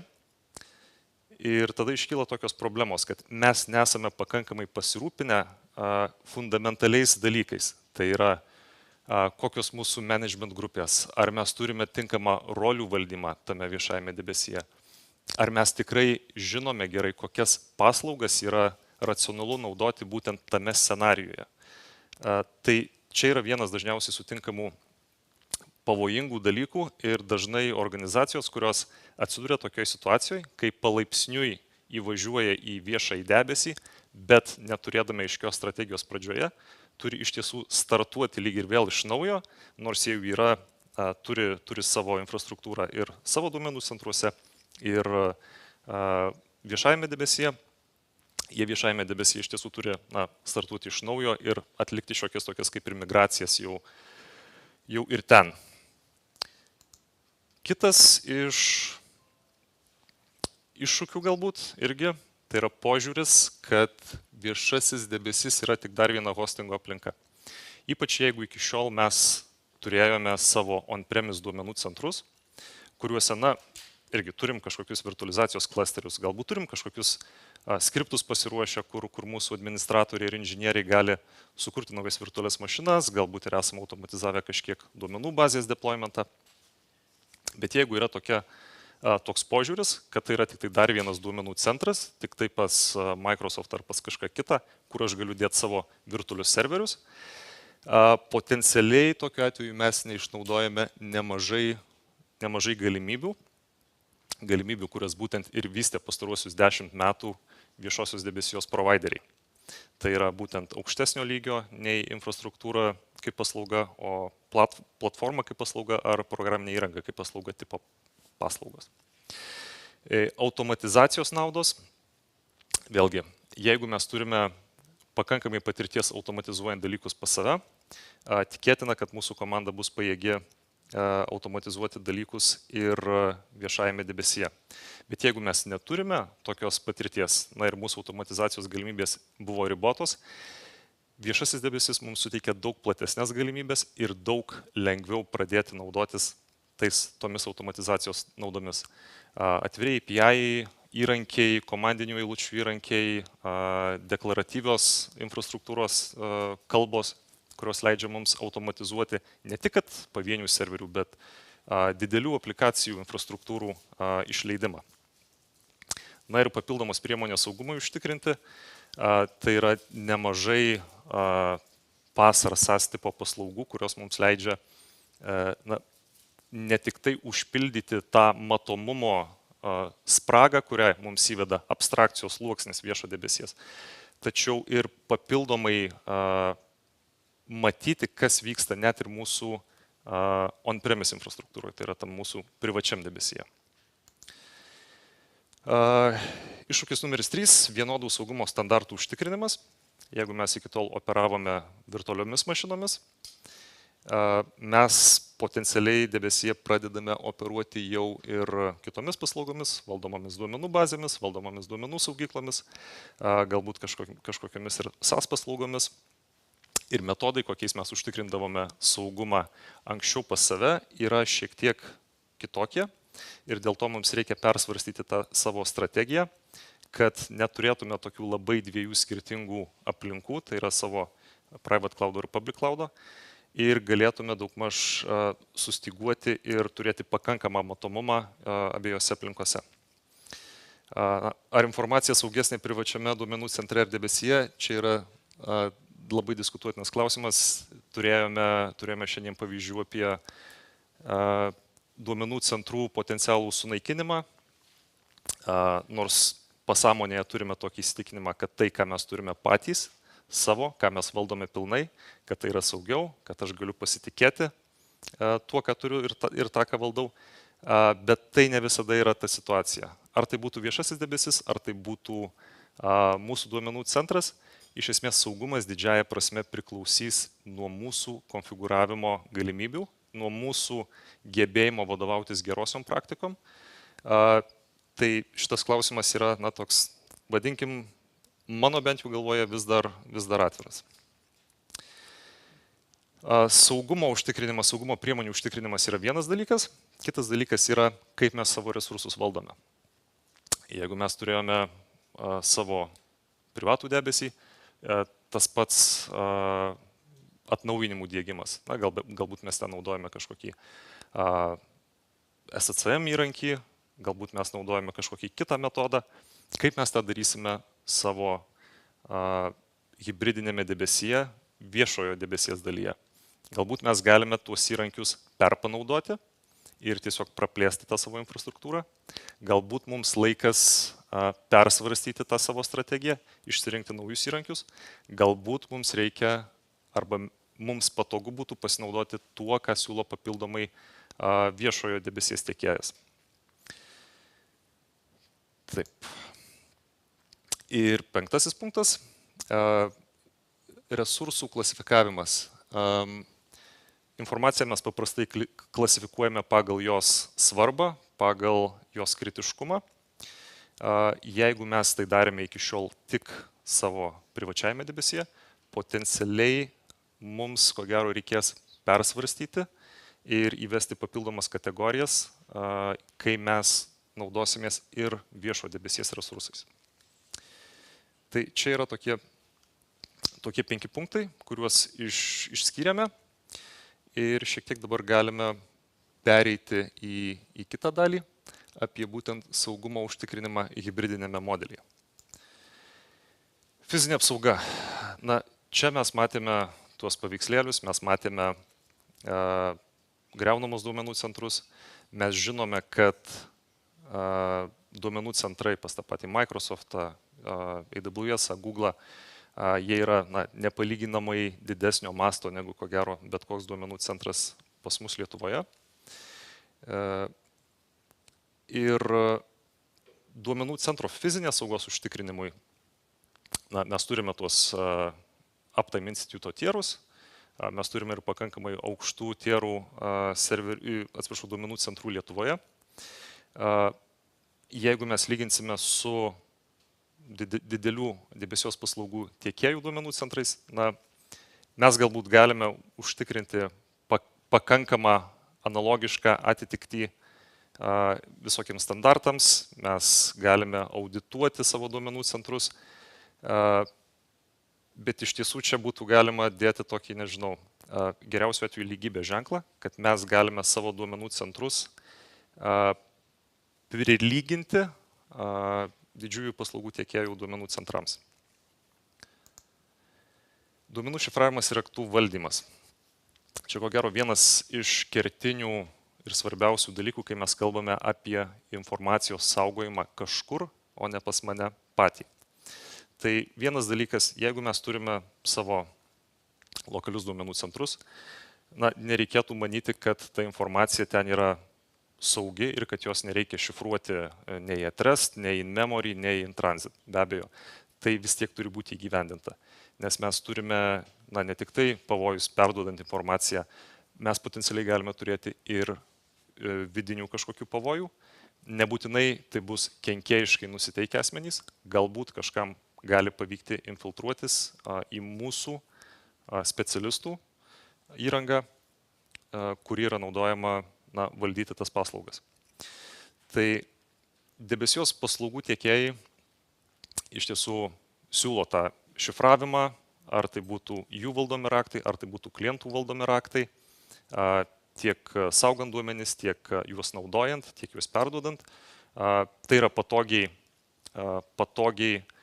įgyvendinta, tai yra mums dažniausiai nedaug ką reikia daryti, norint papildomai tą sluoksnį įjungti, dažniausiai jis yra jungiamas ir standartiškai. Mums public cloudo tiekėjai netgi rekomenduoja, pateikia kažkokias nuorodas, ką reikėtų padaryti. Ir savo politikose, savo teiginiuose jie aiškiai pabrėžia, kas gali prieiti prie tų raktų, prie kokių raktų. Ir kad mes galėtume jaustis saugiai, kad ta informacija yra šifruota ir Microsoftas ar kažkas kitas prie jos negali prieiti. Jeigu mes, nežinau, lyg ir įvertinom, lyg ir pasitikim, bet vis tiek turim tą jausmą, kad vis tiek tie raktai yra kažkur, ne pas mane. Išnaudokim savo privataus debesies infrastruktūrą arba kažkokių nutolusių duomenų centrų infrastruktūrą, ten talpindami aparatinių saugumo modulius, diegdami papildomą sluoksnį informacijos šifravimui aplikacijos lygmenyje. Tokiu atveju nesvarbu, kaip raktai yra valdomi iš debesų tiekėjo pusės, mes turime papildomą šifravimo sluoksnį ir pilną kontrolę, kur yra mūsų raktai.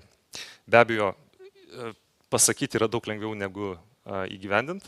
Tai paprastai galiotų nebent naujai programiniai įrangai, kuri yra kuriama. Ir pakankamai reikalaujantis pastangų užsiėmimas. Tiesiog, nemanau, kad būtent duomenų šifravimas ar raktų saugojimas turėtų būti tas lemiamas faktorius, kuris galėtų atbaidyti nuo viešo debesies naudojimo. Taip, prieinamumo užtikrinimas. Dar vienas klausimas, kurį reikia spręsti, tai yra, kaip mes savo servisus, kai mes turime ir privatų debesį, ir viešą debesį, talpinsime tarp tų dviejų debesų. Galime turėti tokį modelį, kad duomenys yra viename debesyje, tada kažkokia kita aplikacijos dalis yra kitame debesyje. Tik tiesa, tokiu atveju mes sukuriam tokią priklausomybę. Jeigu mūsų viena aplinka neveikia, tada kyla problemų ir su kitos aplinkos pasiekiamumu. Dėl to, ko gero, bendrinė rekomendacija yra būtent iš patikimumo ir prieinamumo užtikrinimo pusės turėti aplikaciją, kuri pilnai galėtų veikti vienoje aplinkoje, tačiau papildyti tą aplikaciją papildomą aplinką arba turėti galimybę praplėsti dinamiškai tos aplikacijos resursus kitame debesyje. Bet kokiu atveju idėja, jog tiek privačiame, tiek viešajame debesyje mes galėtume sėkmingai naudotis tą aplikaciją. Svarbus aspektas, į ką reikėtų atkreipti dėmesį, jau renkantis, kokias paslaugas naudoti mūsų aplikacijai, mūsų servisui viešajame debesyje, būtų viešojo debesies paslaugų lokalumo analizė, kadangi kai kurios paslaugos yra sukoncentruotos ir veikia tik tai viename regione, ar kai kuriais atvejais tik tai vienoje zonoje, viename duomenų centre, kurių paprastai yra 3 viename regione. Ir priklausomai nuo to atsižvelgti, ar mums galbūt racionaliau yra naudoti kažkokį sprendimą savo, kurį mes galėtume laikyti ir savo duomenų centruose, ir tuo pačiu praplėsti į debesijos paslaugų tiekėjo aplinkas. Na ir tinkamas bendrų servisų pasirinkimas, čia pagrindai ir yra apie tai, kai mes turime kažkokius servisus, kurie yra autentifikacija vartotojų, identity and access managementas. Tai gali būti cloud specific paslauga, tai gali būti paslauga, kurią mes valdome patys ir federuojame prisijungimus savo į debesų paslaugų tiekėjo aplinkas. Tai tiesiog šiek tiek minčių apie tai, kaip galėtų atrodyti migracija į hibridinį debesį. Ir būtų gerai, kad veiktų. Jo, gal turite klausimų?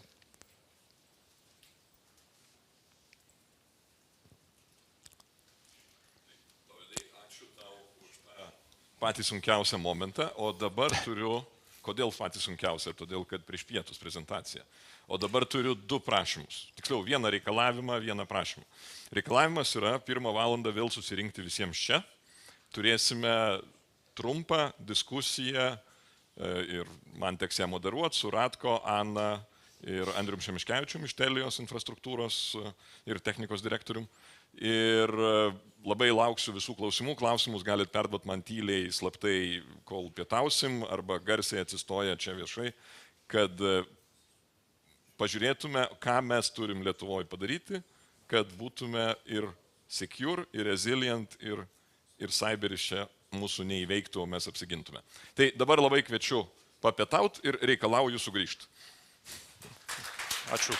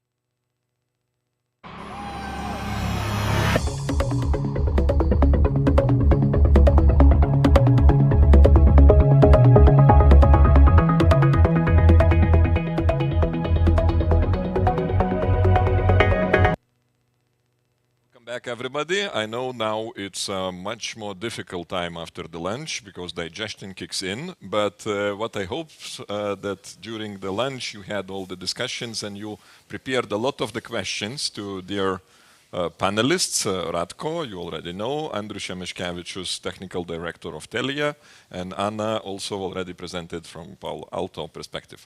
So to ease a little bit the atmosphere, I thought out one question which I will ask to Anna. There is one country which is from 1946 already in war, constant war. It's a similar size as Lithuania, and it's Israel. And they have a prosperous economy, they have great military, and they have great cybersecurity and resilience and all that. And they also are producing even the tools of cyber attacks, which is used by ourselves to attack our oppositions, like in Poland or others, and God knows maybe in Lithuania too. So Anna, how they succeed to do that, and what Lithuania needs to do to beat them? Wow, I thought you were going to ease up the atmosphere. That's definitely not working. So I don't know much about the offense side, but I think from what I've learned throughout the years, Israel has really problematic, like really solution-focused approach. And they know they don't have a lot of stakes to risk, so they stay really focused, really trying to understand what is happening on the ground. From the threat perspective, they really understand the potential risk that they're exposed to. And from technical perspective, in terms of cybersecurity defense capability, they have actively learned new technology, acquire quite many startups, smaller startups around the world, and then learned from whatever they can to turn it into the products to use to defend themselves, and also turn it into a business opportunity for them. Great. And Radko, would you say Israel is on-premise side, hybrid, or cloud country? Just to comment a little bit, I think their success in that business, at least. I mean, you need to look broader what Israel is, right? I mean, look at many countries. Sometimes it includes us, like what is the potential, for the country? What natural resources the country has, right? You know how Israel looks like, right? So the IP, the intellectual property, and anything related to this one would be such a natural choice, right? Like, let's do a lot of things in R&D and so forth, build companies, startups. They're very good at this one. And then you combine with other economic, social type of influences that they have. They're in a constant conflict over there. Mm-hmm. So I mean, a lot of that R&D goes toward to that space. Then also, how do you build dual use type of approach? So you develop something for I know you were talking about this one, something for the military, but then you reuse that one to actually build a business and sell it somewhere else. And back to your question, they will use anything, right? I mean, there are pioneers actually in some of the things, right? The question, for example, when you think about the cloud, they have all. They develop for on-prem and in the cloud, and they deploy cloud to specific things. And actually, our company bought a lot of companies which are coming from Israel and integrated it into the cloud services. And one of the biggest R&D of Microsoft is in Israel, and that one is very much dedicated to the security. So it's a business on one side, so people are buying and utilizing, but I also think it's a strategic thing that they had to do and find these niches, where they really nicely integrate the economic opportunity with the need or the position where they currently are. So they're very unique from that perspective. Andrius, can we make Lithuania great again in cybersecurity? It is still great, I think. But as a country, of course, we don't have a focus only to the high tech, right?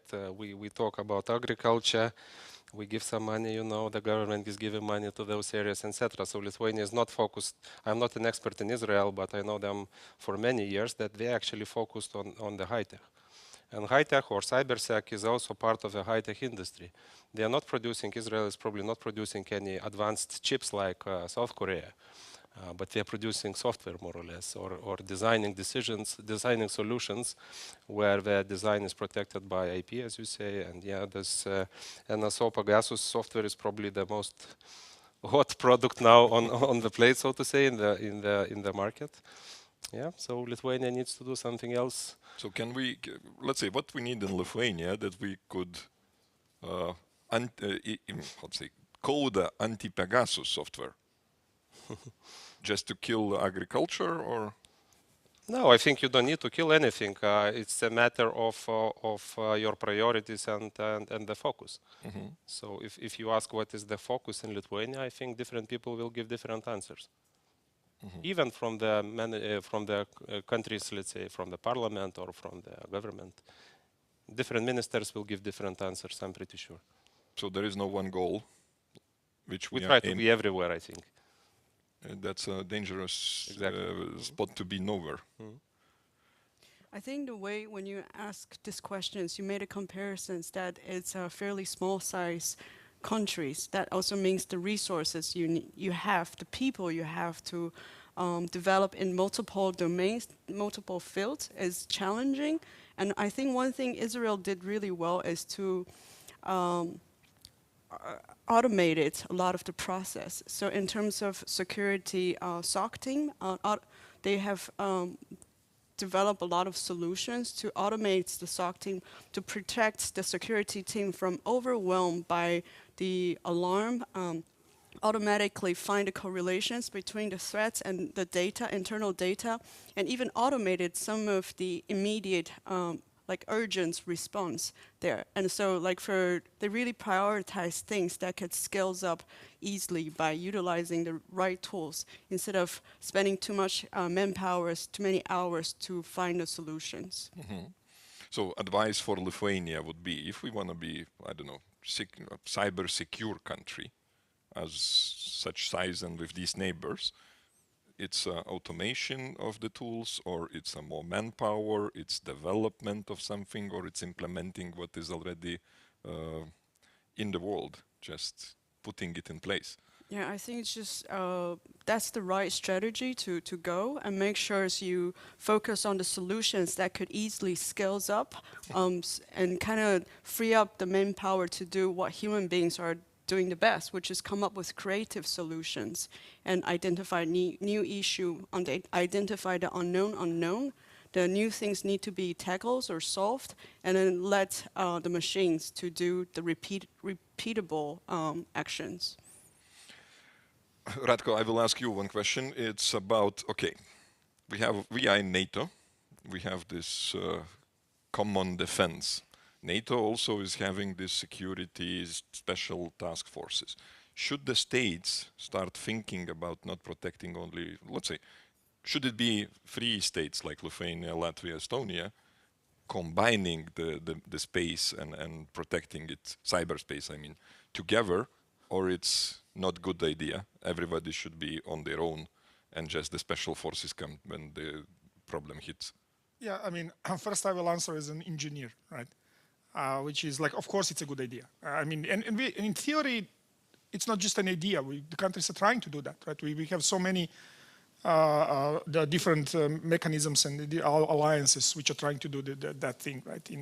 But they are not spread through the all layers of the society, I would say. So, for example, when you say NATO, so you mean like military defense, military forces, like they do have a engine how to do these things. But for many times, for example, we would come to government guys and we would discuss about cloud, right? And then, we would talk exactly about these things, So what if you utilize the other country as a kind of additional mechanisms to be resilient, safe, and so forth?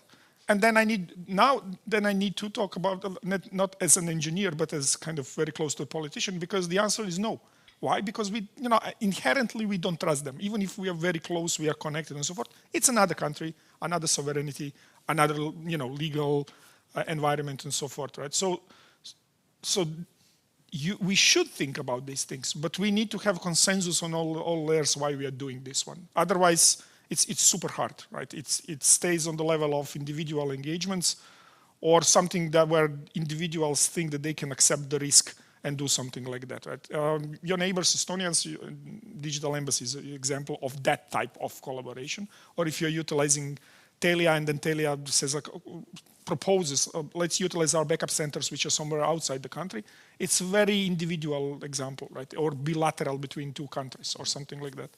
But I think we are way too small to build a full-scale capabilities on anything which we were talking about in that sense. So it's either collaboration or establishing, partnerships and coalitions which actually can bring some value down there. But I mean, Croatia, Lithuania, probably, and some other. We are size of suburbia of Houston, one of 12 of them. Right, so we don't have, as Anna said, we don't have resources to support everything that we would need. Andrews, what's your perspective? You are the guy, boots on the ground. You have colleagues in Estonia and Latvia. You can back up everything in Sweden. What's the right solution? Yeah, like Ratko said, putting things together would be much easier. But I don't believe that the countries can easily agree on this political level. Who makes the final decision and whose voice is listened to? So that's the most difficult part. The technicians would find the solution, I'm pretty sure. And if talking about Telia, yes, we have other countries. We have NATO countries like Norway, or non-NATO country like Finland or Sweden. We have backup links. We're also doing our backups from country to country, so it's actually cross-countries backup. If by any means the infrastructure is destroyed here, it's theoretically easy to restore the data, not the physical infrastructure, but the data that we're operating on. But when you're talking about, it's a small company rather, compared to the country versus country. So I think for Lithuania and Latvia to agree on the exactly similar approach, exactly similar tools, I think it will take, I don't know, hundreds of years. Maybe. It seems our colleagues from Ukraine said we don't have this time. So what would be the solution? How to make Lithuania, as our topic said, resilient and cyber secure? Anders. Yeah, to do the right things at the right time. Easy to say. What are the right things and when it's right time? We were reading that this Russian data of the Russian aviation company was destroyed. 65 terabytes of data was wiped out completely. There's no backups because the ministry probably responsible for that didn't give any money for the backup infrastructure. So I'm pretty sure that we might find some businesses in Lithuania which have similar setup.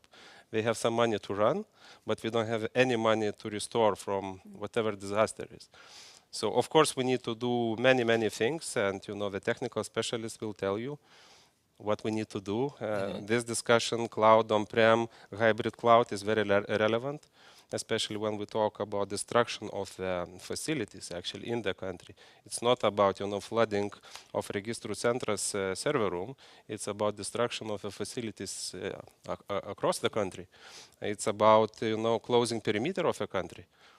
Let's say you are talking about physical destruction of those cables between Lithuania and other countries, but there might be situation that we are forced to close our borders kind of on logical level, and Lithuania is operating in isolated manner, so to say. We don't have, let's say, exit towards the public internet via physical links due to whatever reasons. That might happen as well. But what would be the scenario? What would work? What would want? I'm the guy who is. I'm not choosing black or white, so to say. Would Telia work? We are working in mixed environment, meaning that we have those hybrid solutions. For example, our internal cloud is running in Lithuania, but we also have some backup nodes outside Lithuania. So let's say in case Lithuanian cloud is destroyed, we still have some limited, of course, capabilities to operate. Certain critical systems can operate outside Lithuania. The question is, of course, what would be the connectivity between Lithuania and those systems? That's another type of question, not easy to answer. There are some good answers for those as well. Do you use satellite? Yes. Do you have as a backup? We have as a backup, of course. So you would run and state would die? No, we will support the state because we are part of Lithuania's critical infrastructure. So we have some obligations towards the state. And, solutions like our diesel generators or tanks of diesel generators are filled up to the maximum level when this tension started. Because normally when you operate, you are prepared for, let's say, electricity blackout, let's say, for 1 day, right? Normally we have possibilities to restore or bring additional fuel. But now looking to the Ukrainian war, actually we had to do those tough decisions because the price of the fuel now is expensive. If you keep diesel for a year, you have to actually you cannot use it after a year, so to say. So there are some costs associated, but as a responsible company and business, we're actually investing into those backup solutions as much as we can. Radko, you. Yeah, I just wanted to comment, and I think one of the first steps is actually to decide what's important for you.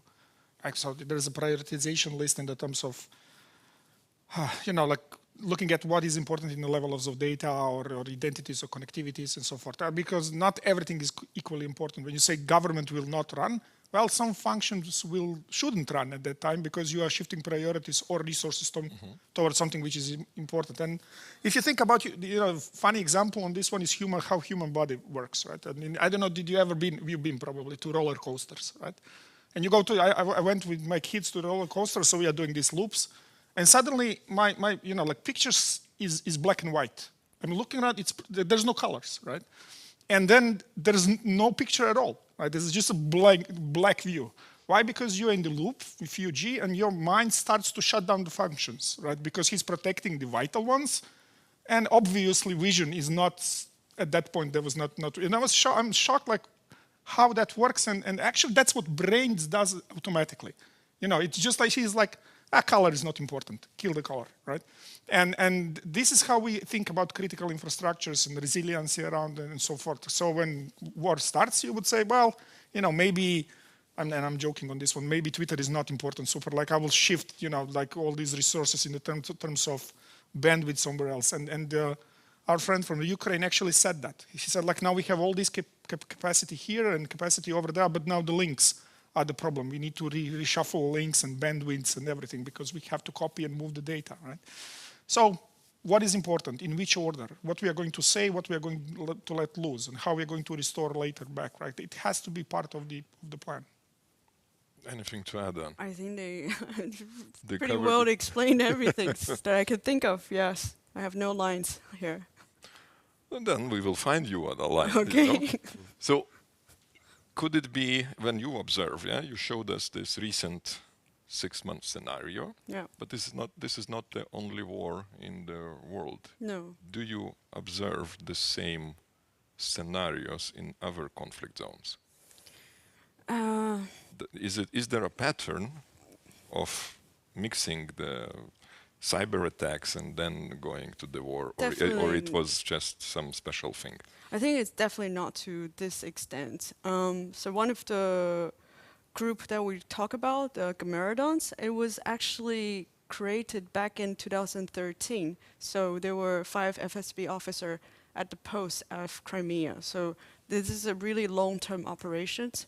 It's just not till recently we see the attack just kind of intensify, and it comes in such a multiple form. And then if you put yourself, if you kind of imagine like Ukraine as a person, like you and me have a house, the wiper attack for disruptions functions, it's like taking the ability for you to go to work, to eat, to commute or travel anywhere, versus the misinformations, the defacement, the DDoS attacks. It's a psychological manipulations to tell people all around you to start losing faith, not just people outside of you, but maybe even your family, people who should have faith on you. They start like shaking a little bit.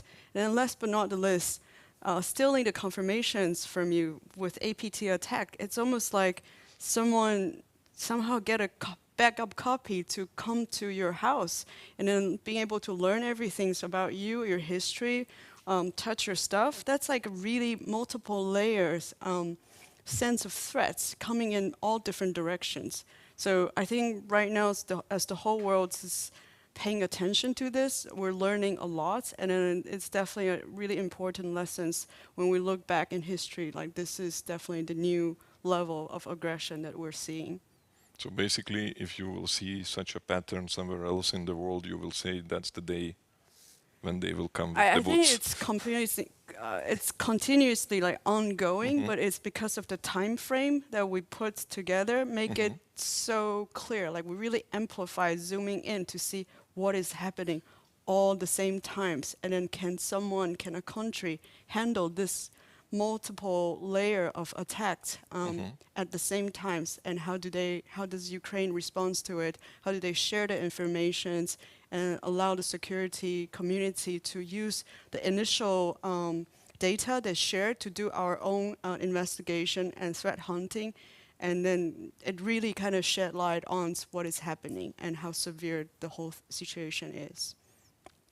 Andres, I will ask you a question. If you can't, you just don't answer. We have seen the DDoS attacks to Lithuania and into certain companies. We have seen urgency to do the DDoS attacks from everybody's computers towards Russia.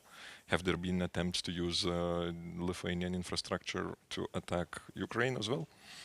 Yes. I mean, infected computers, they might be infected by Russians, by Ukrainians as well. So if you have an infected computer or you have a malicious website, you open it, and then suddenly you hear that your processor is a bit busy somehow. And then if you are a little bit familiar where and what to check, you can see that actually there is an attack happening from your computer towards some target. You know, my colleague who is responsible for the security, he was really surprised to see, he is observing, let's say, those attacks on the web, and he was really surprised to see that the known IP addresses where state-sponsored attackers are sitting appeared between those IP addresses, rt.com site appeared. It means that this site is actually hosted on the same infrastructure. rt.com is Russian today. So it's actually just a proof that actually it was state-sponsored, but we know which state is behind those attacks now. So that's, that's unfortunately the situation. And then just to confirm that I think I don't believe that there is a threat of, let's say, the real war here. But the main threat for Lithuania is cyber attack and stability in our electricity grid. Those two kind of major threats, at least I see for the upcoming months. So what we should do? Yeah, like from the small company, what they should do now, to the bigger company, to Telia, to the state, how we should organize that? Okay, you foresee upcoming potential increase of threats. Yeah, so the worst thing what you can do is to run your business critical applications within your office, small room with one key, you know, a single air conditioner. And then if something happens, I don't know, let's say instability in electricity grid, your UPS batteries never checked before probably, system goes up and goes down and your data is destroyed. So maybe you don't have proper backups or you never tried to restore from backups. Then, you know, if you talk about bigger companies, they are probably hosting in more professional data centers using also cloud. So the best solution is, of course, combination, private cloud versus some global cloud solutions. But even there, you know, some companies are running small professional, you can say server rooms, but we never tested electricity blackout situation. They never tested full kind of disaster recovery situation where actually your one server room goes completely down due to whatever reasons. And then, you know, if something starts, you are a little bit in panic because maybe your phone is not working, maybe something else is not working, someone is stuck in the elevator, then the panic starts in the company. So let's say as a Telia, we are running crisis management meetings now, but prior to that, we had trainings. I'm already 8 years in the company, so one of the first things I was getting training at Telia, it was how to run the crisis. Different type of crises. It could be virus in the office, we already saw it. Could be cyber attack, a virus inside the network, could be whatever disaster that your equipment is failing in such scale that you don't have enough spare parts, etc., etc. So actually, at least we as a Telia, we are trained how to handle crisis. We know who is a primary person, who is a backup. We have a backup phones, we have backup connectivity. So we are kind of prepared for the worst, and that helps. When Corona happened, we knew what to do. When this happened, we know what to do. What would be your suggestion from individual like me, who is illiterate in cybersecurity, just a manager, to the small business, again me, and to the bigger companies? I think I need some time to think about it. And then we pass to Ratko. Yes. I don't need. Okay. No. It's like there is a scale on anything. Like so. For example, when you think of mobile phone, right, which I always use as an analogy. Right? I mean, we don't care about the mobile phones. We care about the data. Right. So, I mean, there's a one question which I don't know, Viber and these services are asking you all the time, would you like to back up something into the cloud? Right? And, or it does this automatically. That goes to Anna's orchestration automation part, right? So until the problem happens, you don't really care. When it happens, you're so happy that you actually activated this one, right? Now, when you go a little bit higher on the, let's say, device organizational usage, right? Like a lot of people are utilizing the laptops, for example, they keep their data and documents and stuff over there. And then they're like, I don't want to use cloud because I'm not sure about security and how this is going to work and so forth. But in the meantime, we develop stuff like OneDrive, which will mean it's just a folder, but whatever you put over there, it will be automatically backed into the cloud or other cloud services. So you have to flip your thinking into, oh, cloud is basically the place where I keep my data. And if I have something really, really special, I will find something else where I'm going to keep that one. So there's a lot of layers, and so it goes into the organization and blah, blah, and so forth. But we need to instill these stuff that we have around ourselves into our strategy and like how we are going to protect these things, right? So I'm just utilizing example of me as a person or me as an individual or employee of the organization. But the same thinking should be on the corporate or any type of other level of. So again, you look at what matters for you. There are crown jewels and there are paper clips, if you remember the analogy, right? And if everything is super important for you, then everything is paperclip. You have no clue what is important, and you need to go through this process. I mean, from bottom, so us up to the organization. Then it's a little bit easier when you understand how these things work, and not always a big planning will help, right? I mean, small things that you do individually just because you have that opportunity and it's kind of pushed by the policy, organizational policy, that will help you. I said OneDrive is a great example. Like we have it for the last 10 years, right? And people still think it's just a folder, right? No, actually we are helping you to stay safe and secure. Because if something happens, there is a thing in the cloud which will help you. And that stuff does happen automatically, right? It helps you to survive. But this is just a small example, right? One personal story, some 15 years ago, I was still illiterate in security. So all my photos was in my notebook. And I got first girl, and all her photos of 2 years also was in that notebook, and the hard disk crashed. So then I invited IT guy, my friend, accidentally, and he started to do some mumbo jumbo to recover the photos. And I remember that for each folder we were drinking one shot of vodka. I don't remember, and he doesn't remember when we finished. But I was happy to recover it. So OneDrive kills the social being interaction in these sites. I mean, my personal example of this one is when you lose the photos, which I did, right?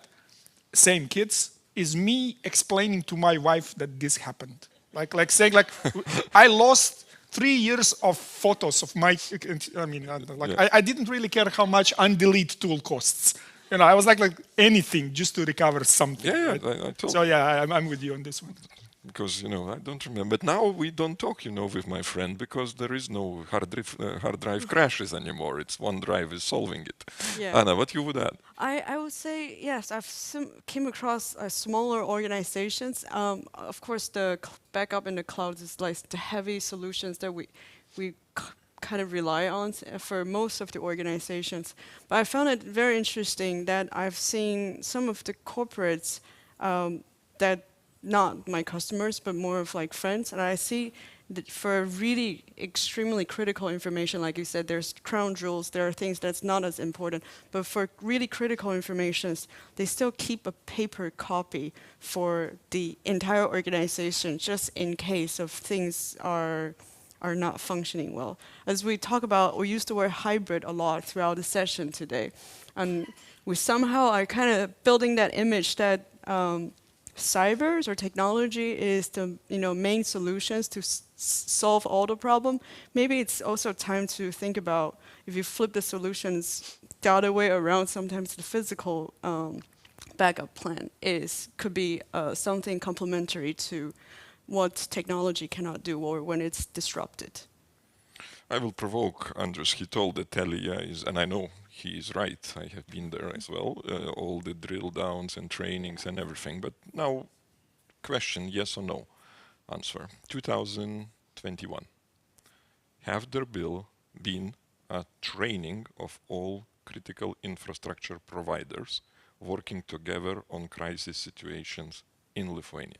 No, 2020. no. I'm not aware of, so in Telia I'm since 2014, so if you count time back, So it will be It 8 no's. it knows, yes. Okay, so basically what we are saying, we have a very good, capable infrastructure providers which don't know how to act in the crisis together if that happens. Because you never trained. That's the same like You with answered diesel. the question, yes. So there is a room for improvement. Of course, but it's not only providers. We need to talk about, Litgrid, ESO, etc. Yeah. Involving To other utility all providers. I And, mean you all know, the critical infrastructure. Exactly. If we have electricity blackout situation, so how to deliver fuel to the data centers, for example? Did we secure that, let's say, fuel companies will prioritize those customers, or they will prioritize, oligarchs who have money, just to pay? I will tell you my story again, personal. Sitting in Dushanbe, it was 2016, and there was a total country blackout, and I was CEO of the Telia's company. And then technical director was there as well. And we had contracts for diesel delivery. Just diesel cannot be taken out from the tanks because there is no electricity. We just then realized that there is a diesel, and we had 8 hours of running diesel, but we could not deliver more because we could not get it, or you take the buckets. So that's why the training is needed. A real training, actually, Real sometimes. training, yeah, real training to get it done, because we were sitting and seeing that base station went down, that base station went down, core is still holding. How many diesel generators do you have in the base stations? Not too many, I would say. Because, the base station, one base station, let's say Telia Lithuania operates more than 1,600 base stations in Lithuania. So if one base station goes down, probably nobody is noticing it unless it's somewhere on the corner. Yeah. Because mobile network is built in a way that, it's overlapping from other base stations. But of course, if one region, let's say if Klaipėda region goes down, because we have those nature incidents where, electricity grid was interrupted. So we had some brigades to send with a diesel generator so we can power those base stations. We had this discussion, of course, but if, let's say, big part of Lithuania is without energy, of course, no one is prepared for that type of situation. We are prepared to run data centers, as I said. I can run, for a week maybe. But we're not talking about simple base station or your home, because how you will charge your phone if you don't have a diesel generator or petrol generator? No, at home? I'm completely disaster. If my house goes in blackout mode in electricity, I have no water, I have no heating, and I have no fridge. Basically nothing. So I can hope only. So to you put need some... cloud then. no. I need a diesel generator. Actually, if I can comment, you need sun, not the cloud, right? I mean, so The solar for panel. solar panels and so No, they don't Oh. work. Yeah, Don't open that Pandora box. We just discussed it. Not with me. Yeah, that won't work, because You need off-grid solution. you need not off-grid on-grid, solution. yeah. Just the solar panels is not working when there is no grid, for the safety reason. 9% of installations in Lithuania are on-grid, meaning that if there is no grid, they will. So basically what you are saying, that we still are in the mode when hope is the strategy, that all the procedures will work and the people will know how to interact. Now, let's not be, black and white. Okay, let's be yellow. Yeah, when this COVID happened and everybody was calling, because there was some news on TV and radio, and people started to call, the mobile networks almost crashed on that day. And the problem started that, let's say, biggest operator had some problems, and then it started to influence us as well, because the amount of traffic that was coming and amount of unsuccessful calls was so big that actually our systems started to fail. So yes, we started coordination between operators. We are competitors, but in those type of situations, we know who are on the other side, and we know whom to call or whom to contact. So there are, let's say, contacts, we know whom to approach, but let's say it's less formalized, and maybe we didn't do any drills preparing for the worst case scenario. What would be, Radko, the worst case scenario for Microsoft globally? Well, I mean, Because you mentioned that there is a cloud, there is instances, there is something. So where is the, okay, you won't tell it, but yeah, I mean, our worst case scenario will be very much connected to other people's worst case scenario, right? I mean, exactly as my colleague said, there's always something that you depend on, right? Of course, right? I mean, not a single data center doesn't work in vacuum. Somewhere. yeah. So I think that the maximum that we can do, and other providers too, is to kind of lower the impact of anything like, risk materializing on something, right? So that's why when you build, the data centers today, they are built in availability zones. So if one thing doesn't work, the other one will take over. If that doesn't work, third one, then, fail over, fail back, all stuff. I think that's an industry standard. Now, the problems where we have, and we do, right, and they're documented, is when, something happens which is like off-tested, off-procedure. Like we do have, people are in running mode and they deploy a patch and they think like everything works and they don't follow the standard procedure. Right? So a lot of these things which are automated, orchestrated, and so forth, you just don't follow them because you are running for the game and you are saying like deploy it to the data center. And then what happens? It's same with Telia. It propagates, right? And you are trying to stop, but it propagates. It goes into the other nodes and so forth. Now, what is good is that the systems are built in a quick recovery mode, right? So most of these today's systems were with the cloud providers, telco providers, or whatever, they can be recovered in fairly quickly time. And then rarely today we have dropouts which are more than a few hours. Rarely, it could happen, but rarely. Huh?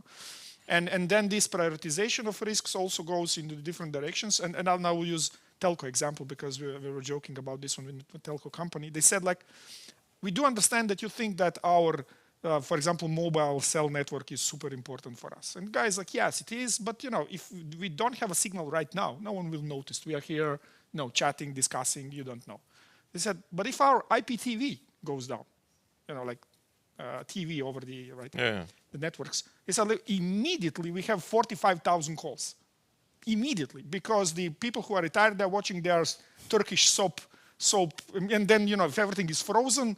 They don't know what's happening. They're picking up the phone. They're calling the call center. Like my drama doesn't play, So from our perspective, IPTV, in the terms of delivery of the service, is kind of bigger issue than network temporarily going down for a few seconds, minutes, or whatever, right? And of course, they're looking from the business side on this one. From the perspective of government protecting core whatever, right? It's a different approach, but still, again, prioritization on this one, right? And this is the only thing that you can do. Related to the priorities, what you can attach in the terms of resources, and what would be your recovery time objective on this one, right? And then you publish this one and you have SLAs, SLOs, or whatever on this one, right?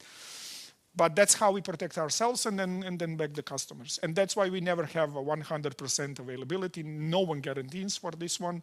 We can have 100% in the period of time, and then something happens, we go back to 495 or whatever it's attached to this one. But I think for the most of the services, if not all,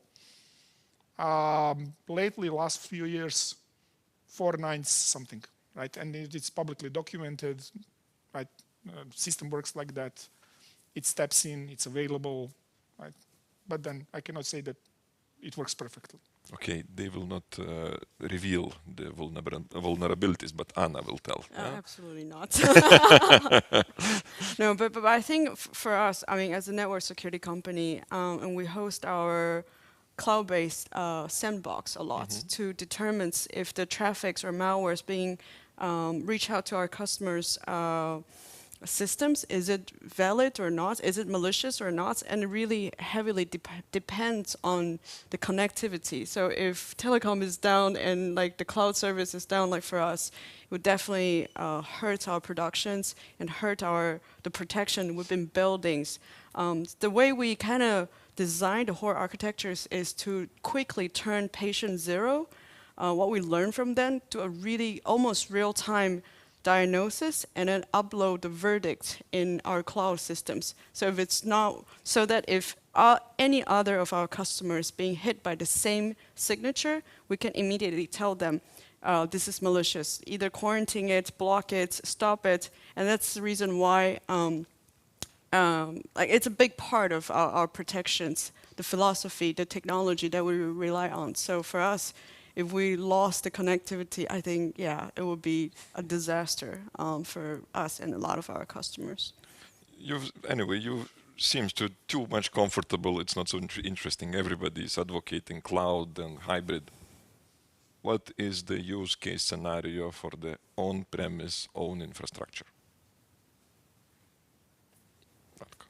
I'm sorry, can you, what is Yeah, because we have heard that it's hybrid or cloud or something is better than on-premise. Is there still in this world use case scenario for 100% on-prem?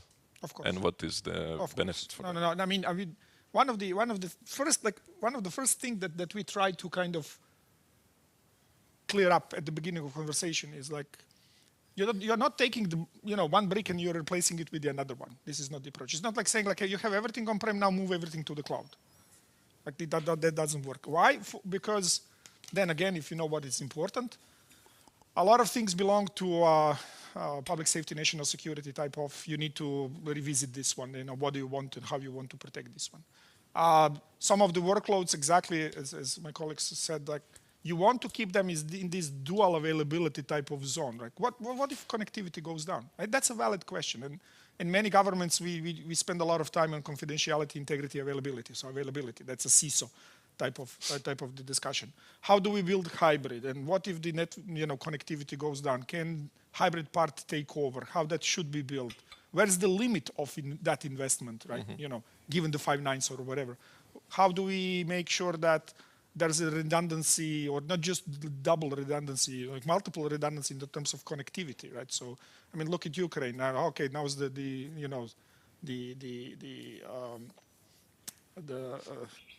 Elon Musk Starlink connectivity over. So, but that's also one of the options. So you have a multitude. You need to be aware of them, and you need to actually include them in that discussion. But again, there is a huge space for on-prem. It should be. It is a vital part of that infrastructure, right? I mean, infrastructure of your solution. It's very hard in regulated industries just to ignore that and say like, no, we go fully cloud. If you're a private company, and you're smaller and you think that works for you, that's one story. But for the critical functions, it plays a very important role for a number of things. Anders. We can start from small things. Self-driving car, it runs on-prem actually. All the decisions in the car are done in the car, calculated, processed, and in the car. No one would rely, that self-driving car goes to the city based on the connectivity. It's very easy to put the jammer that interferes with the communication, right? And then the car stops or what? So actually, yeah, you can do a remote control of the car, but let's say in an isolated manner or based on some exceptions, but all the brain is in the car.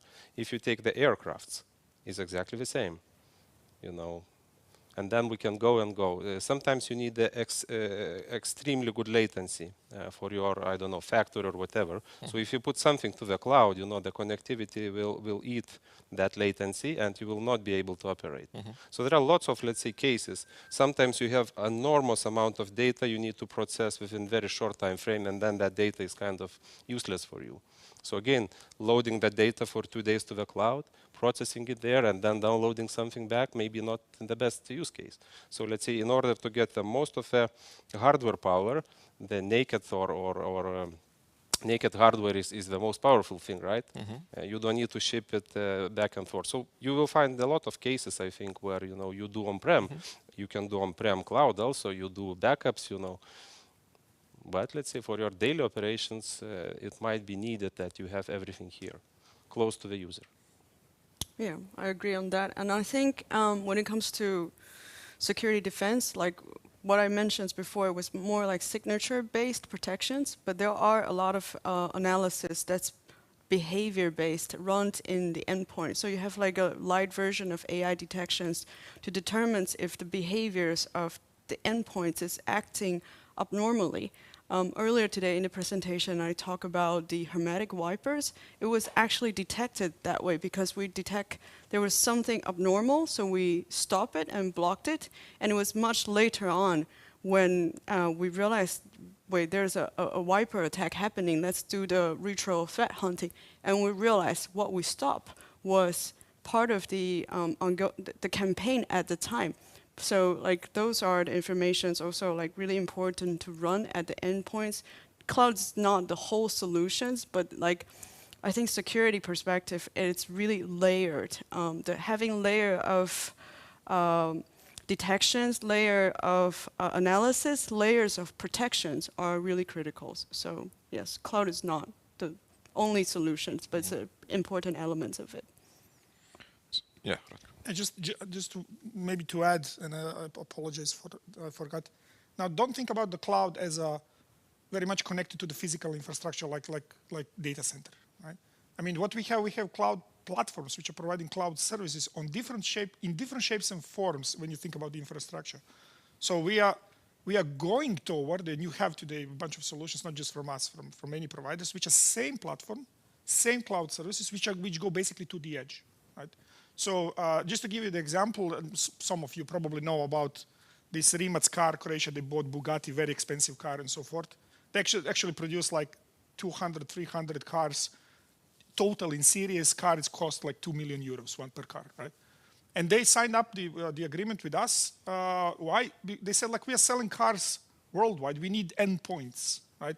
You know, latency driven, and also amount of data which goes out from the car in terms of is very big. And they said like, you know, find me the way that I have one platform which is distributed through different partners like telco private, but I cannot build for every single country or specific solution something which will adapt to this one. I need something which works everywhere.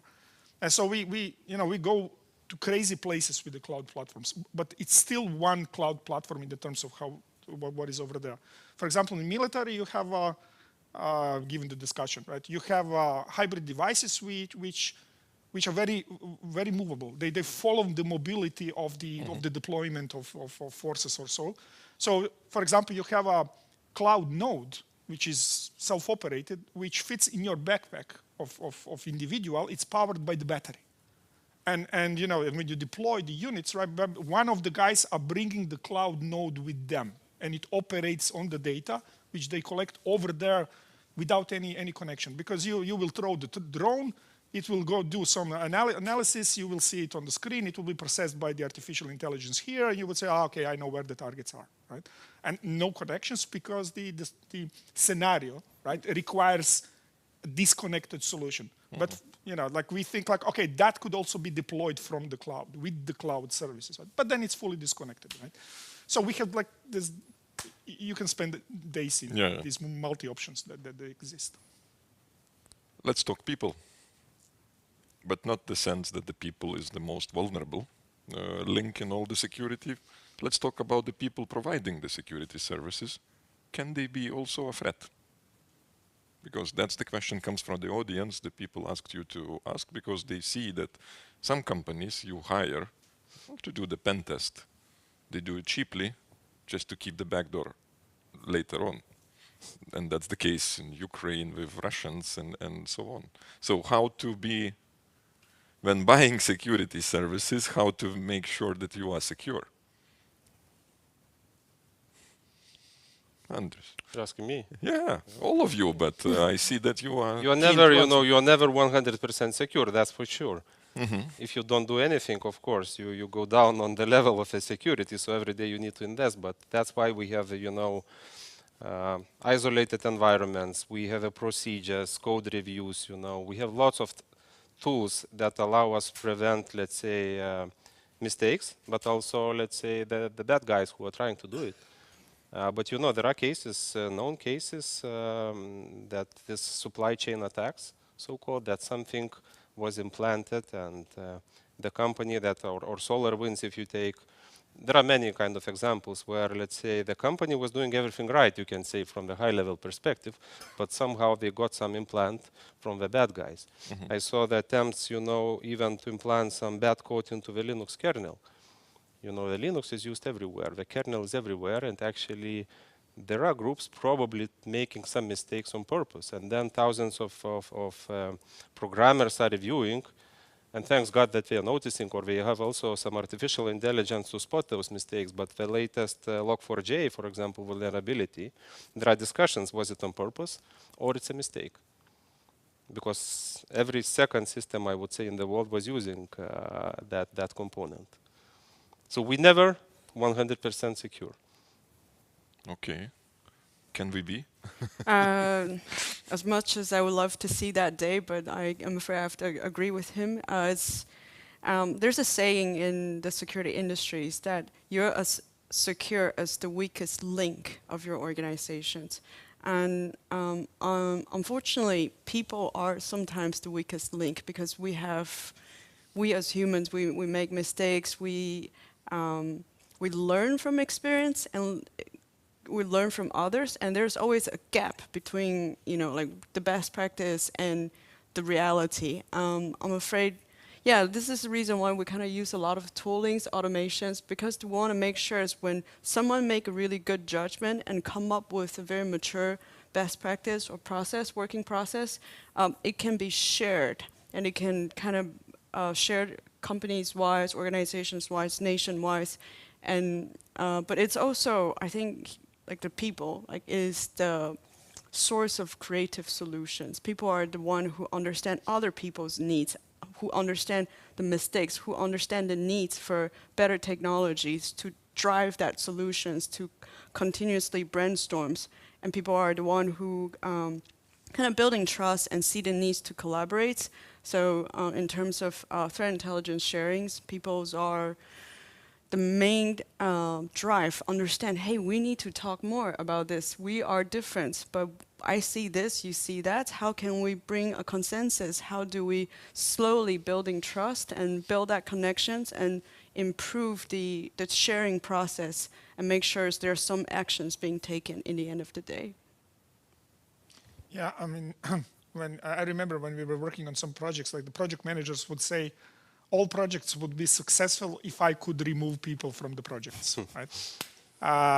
Same goes for security, I think. I think two levels. The first one is people in general, right? I mean, of course, we have this huge human resource problem. Like there is no enough people to do that, or to one thing that was mentioned at the beginning of the panel. I mean, for example, all of member states, countries basically have their own S3 strategy, so smart specialization strategy, right? Few of them have this dual-use military type of, right? Croatia is one of them. I'm from Croatia, right? And when I talk to the guys about this one, it's all about producing guns and helmets and stuff, right? There's no cyber in it, right? For some reason, right? But that would be a good mechanism to actually to build that industry, same like in Israel, right? Like to actually invest into this one, and then to steer a lot of resources toward that one because this is what is growing. On the side of this, on the protection side, and what we can build, then I'm fully with colleagues like latest issues that we have, which is not confirmed, not denied too, but right. Is this lapsus thing, right, which is happening right now, and I mean, it basically the whole spectrum of our discussions with people, and you don't do this, don't do that, and so forth, and policies and trainings and so forth. Someone put $20,000 on the desk and said, like, log in, go away. I mean, that's the sophistication of the attack, right? Here's 20K, go away, right, and be here back in 5 minutes, and. At that point of time, everything, identity, breach, like the whole channel was open, and then you can upload whatever and if you are the guy who controls this, like there's no separation between, the guy who does the activity, the guy who does the controlling, then what do you have? You have a sleeper or whatever, or cyber or problem or anything like that. So it goes very much into the, how we educate and people and work with them and monitor, and this goes back to automation and so forth, right? Many countries or organizations, just to give you the example, they're very big on security, right? Security is the big thing. Compliance doesn't exist. Compliance, like that type of attack, is not security. That's a compliance problem, right? I mean, can we track, what is happening in the terms of someone doing something inside the organization, not on the border off, right? Same as encryption. We will encrypt everything with the keys. Great. That's a security level. Yes. So if anyone in the government wants to access the data, they need to have a key. Yes. I rest my case. Then right? everybody has a key. No one knows who's utilizing the key because everybody's utilizing the key, right? So I'm simplifying this one, right?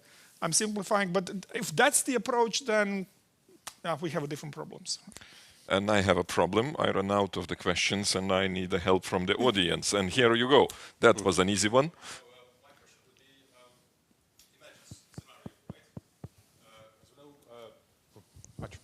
Thank you. Scenario. Ukrainians, all men, took guns and went to the fields to fight for the country, right? And now imagine here in Lithuania, okay? We have a huge shortage of women in the IT world, right? All men, all of us, right? We can agree. We take guns and we go to the field to fight it, yeah? Somewhere in the bunkers. And now we don't have who's gonna take care of the IT equipment. So the question would be, your advice, what should we do to attract more women to work in the IT world? I think, so we're still in March, and March is the International Women's Day month. So I've been asked these questions a lot.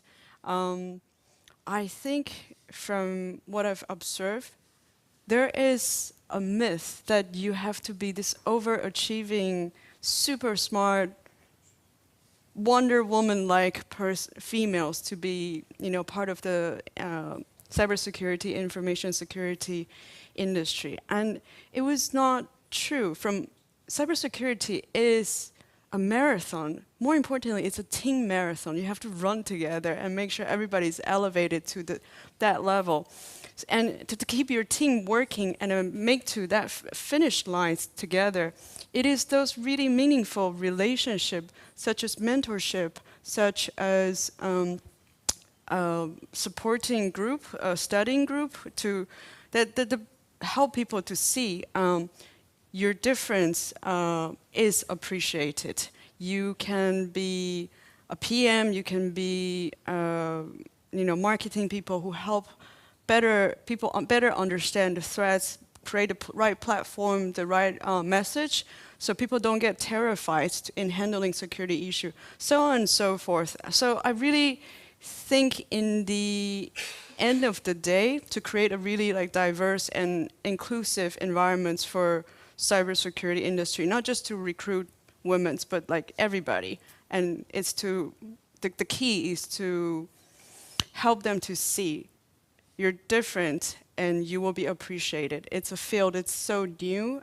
It's an industry that doesn't always require a specific degree. As long as you're good, you have some project, you have some background, you show your passions, you show your willingness to continue to learn, there is a place, there's a really long-term career that is promised for you in this industry. And I think that message needs to be repeated by women, by men, by everyone's different age to both young peoples and and people who wants to change their career later on and then join the security industry. So yes, I would say everybody's welcome, and we need more peoples to invite more peoples to come join. If you let me, as a host, I will take over and I answer, not only give a question. I have an answer. Simple. Infobalt was a place where the Women Go Tech was born, and now it's a spin-off, yeah? But we made a mistake. What we do, we allow our society and educational system to spoil people, and then we try to re-educate later on to change the career. Then one of our members, Visma, Development Center, they started looking what is the core reason not to do re-education, but to check why girls are not choosing the career. Then they asked students, 5th year grade, girls and boys, when you ask what IT specialty belongs to, boys or girls, answers are irrelevant. There is no choice between girl or boy in IT. This profession suits everyone in 5th grade. In 8th grade, 80% of girls And 80% of boys answers that's a man's profession. 3 years, we spoil our girls' future by telling them they need to be superstars, bar attenders, something else, something else. We spoil by saying, by IT managers or IT teachers saying that you go somewhere else and these boys come to me and now we will play Quakes, some games, or we program. 3 years. In 3 years, we kill the willingness to study IT. What we need to do, everybody, spend 3 years in school, go there and show that it's a cool profession and it's for everybody.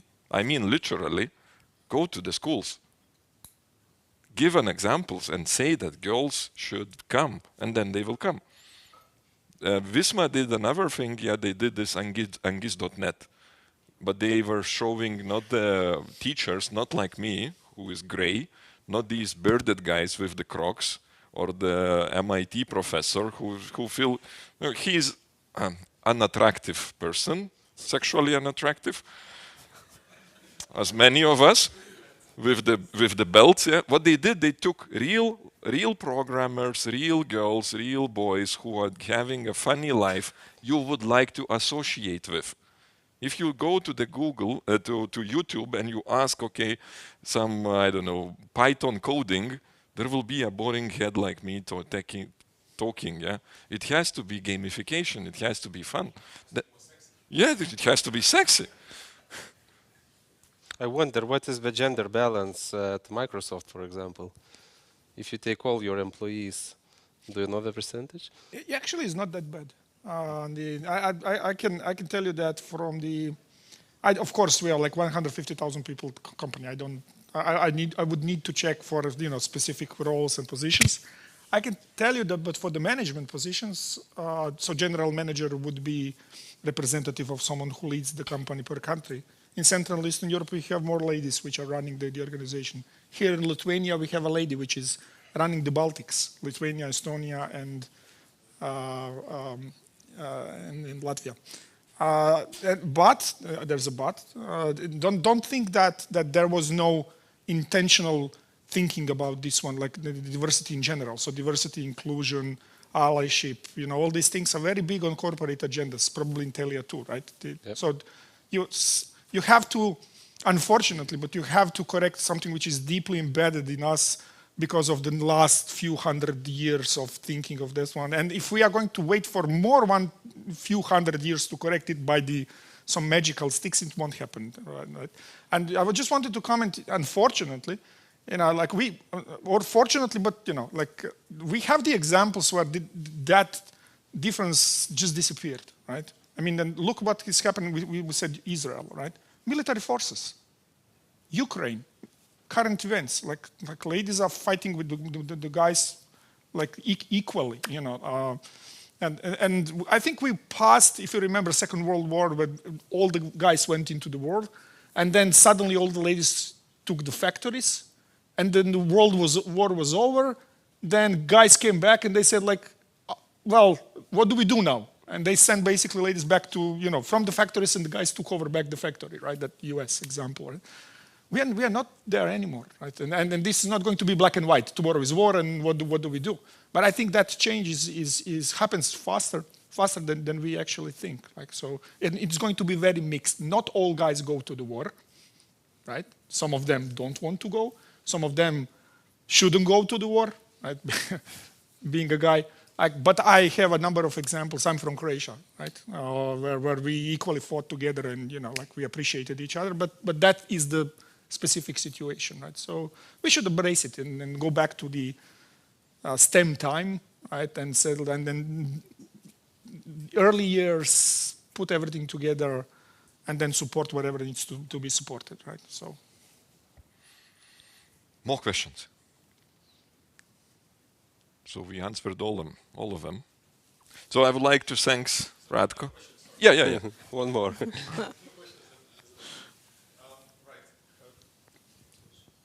Sorry, so education, do you think it still matters? For example, in cybersecurity world, right? We have those black hat hackers, right? And we have white hat hackers who studied, like I said, St. Andrews University, which prepares the best cybersecurity specialists for this globe, or MIT, for example. So I'm not too sure, but what I've noticed, I was working for some international corporations, right? So you have maybe 1, 2 those geeky boys from St. Andrews University, and the rest of them, we're all kind of ex-convicts, cybersecurity criminals. So is the traditional education still matters in the security world? Do you want to take it? Yeah, I mean, there are plenty of white hat hackers that never studied, you know, IT, and the same goes with the black guys. So white or black, I think it depends on your values and on your attitude towards the world. Because the skills are needed anyway. The question is, how do you get those skills? So there are plenty of known successful people that didn't finish university, but it doesn't mean that you don't need a university, right? So I think it goes together. If you want to study, you study, and then this knowledge, what you're getting during the studies, you use for good things or for bad things. If you don't study, but you are genius and you can absorb information and learn quickly, the university is not needed for you maybe. But again, you decide you do good things or you do bad things. So that's my way of thinking here. I think I look at these questions and I want to break it into 2 components. First is, you know, the education background things. I personally don't have a technical training. I was trained to be a diplomat, actually. And I also have a master's degree in intercultural management, so nothing IT at all. But I also have colleagues with PhD degree in technical fields, super smart. And one thing I've learned in my almost 15 experience in this industry is no matter what background, what education you have, you just have to continue to learn because the threat is ever changing every day, and there's new malicious tools being developed, but there's really good new defense tools being developed. So making that connections and assessments stay on top of all this information is really critical. So if you want to have a long-term career, continuous learning is definitely a big part of it. I would say that's more important than the education itself. Second, just talk about education as it is. When it comes to cybersecurity, I almost feel like the education should start with the little kids now, because the digital way of life that they're exposed to is so much more than how I grew up. They have, you know, access to mobile devices since they're very young, and to promote that education, it's not about just the purpose to do that education is not just to encourage them to join the industry, but to teach them how to protect themselves. And there is a really strong need for that to do it now. There are, you know, a lot of different bad peoples out there, and they could expose to that. How do they also exercise cyber hygiene, just for their day-to-day life, not necessarily for their career choice, are really critical. So in that regards, I will argue the education is important to start at a very early age, and as security, you know, subject matter experts, I learned to kind of communicate those educations or threats in different language, depends on the audience, because if you talk to little kids, you also don't want to scare them from internet for the rest of their life. So like how to manage that really realistic cyber hygiene, again, I would say it's really important. So this the kind of the 2 components that I will highlight. Yeah, now I don't have anything much to add. I think I would agree on lifelong. I mean, we need to educate ourselves all the time. When you stop doing that, then your brain goes gray. You know, you just die. Right? And this is something which is super important. Now there are challenges. I'm always looking at what I have teenagers, like what they do. I mean, they're so laser focused on the goal. They don't care on consequences. They don't read. They're just clicking something, right? And if they fail miserably on the types of tests where you have, you know, look at the answers and all of them look right, but there are subtle differences in, like, you know, in the answer, And they would just pick and choose any which looks, good to them. They would click, they would go, they fail, right? I mean, just because they lost the ability to travel, to enjoy the travel, they just want to finish it and then go through the task. So my big learning was when we were researching how to solve something, and old school guy like me, I would go to Google, I would type in the question, you got the list.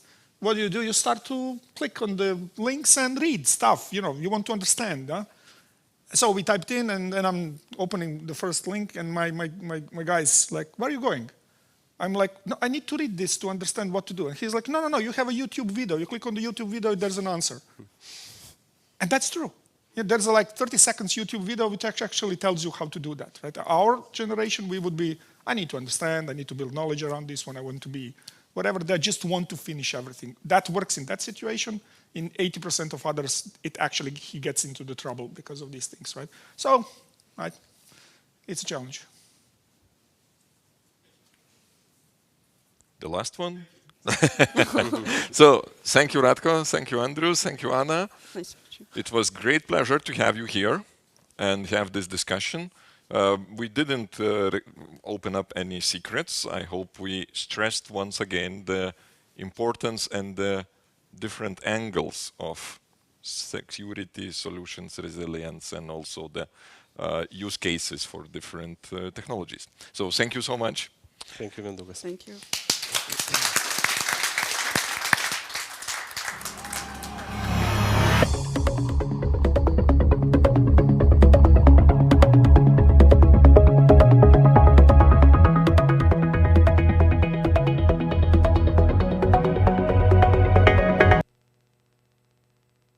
Last minutes to summarize this day, or half of the day. And I won't take these 15 minutes which was given to me. I will take a couple of sentences which I bring back to myself. One, it was very strong urgency from Ukraine, which said that whatever you knew, forget about that. What works in the peaceful times, it doesn't work in the war times. Another thing, what I also bring from Anna, from Radko, from everybody who was speaking, we are at the war times in cybersecurity, not the peaceful times.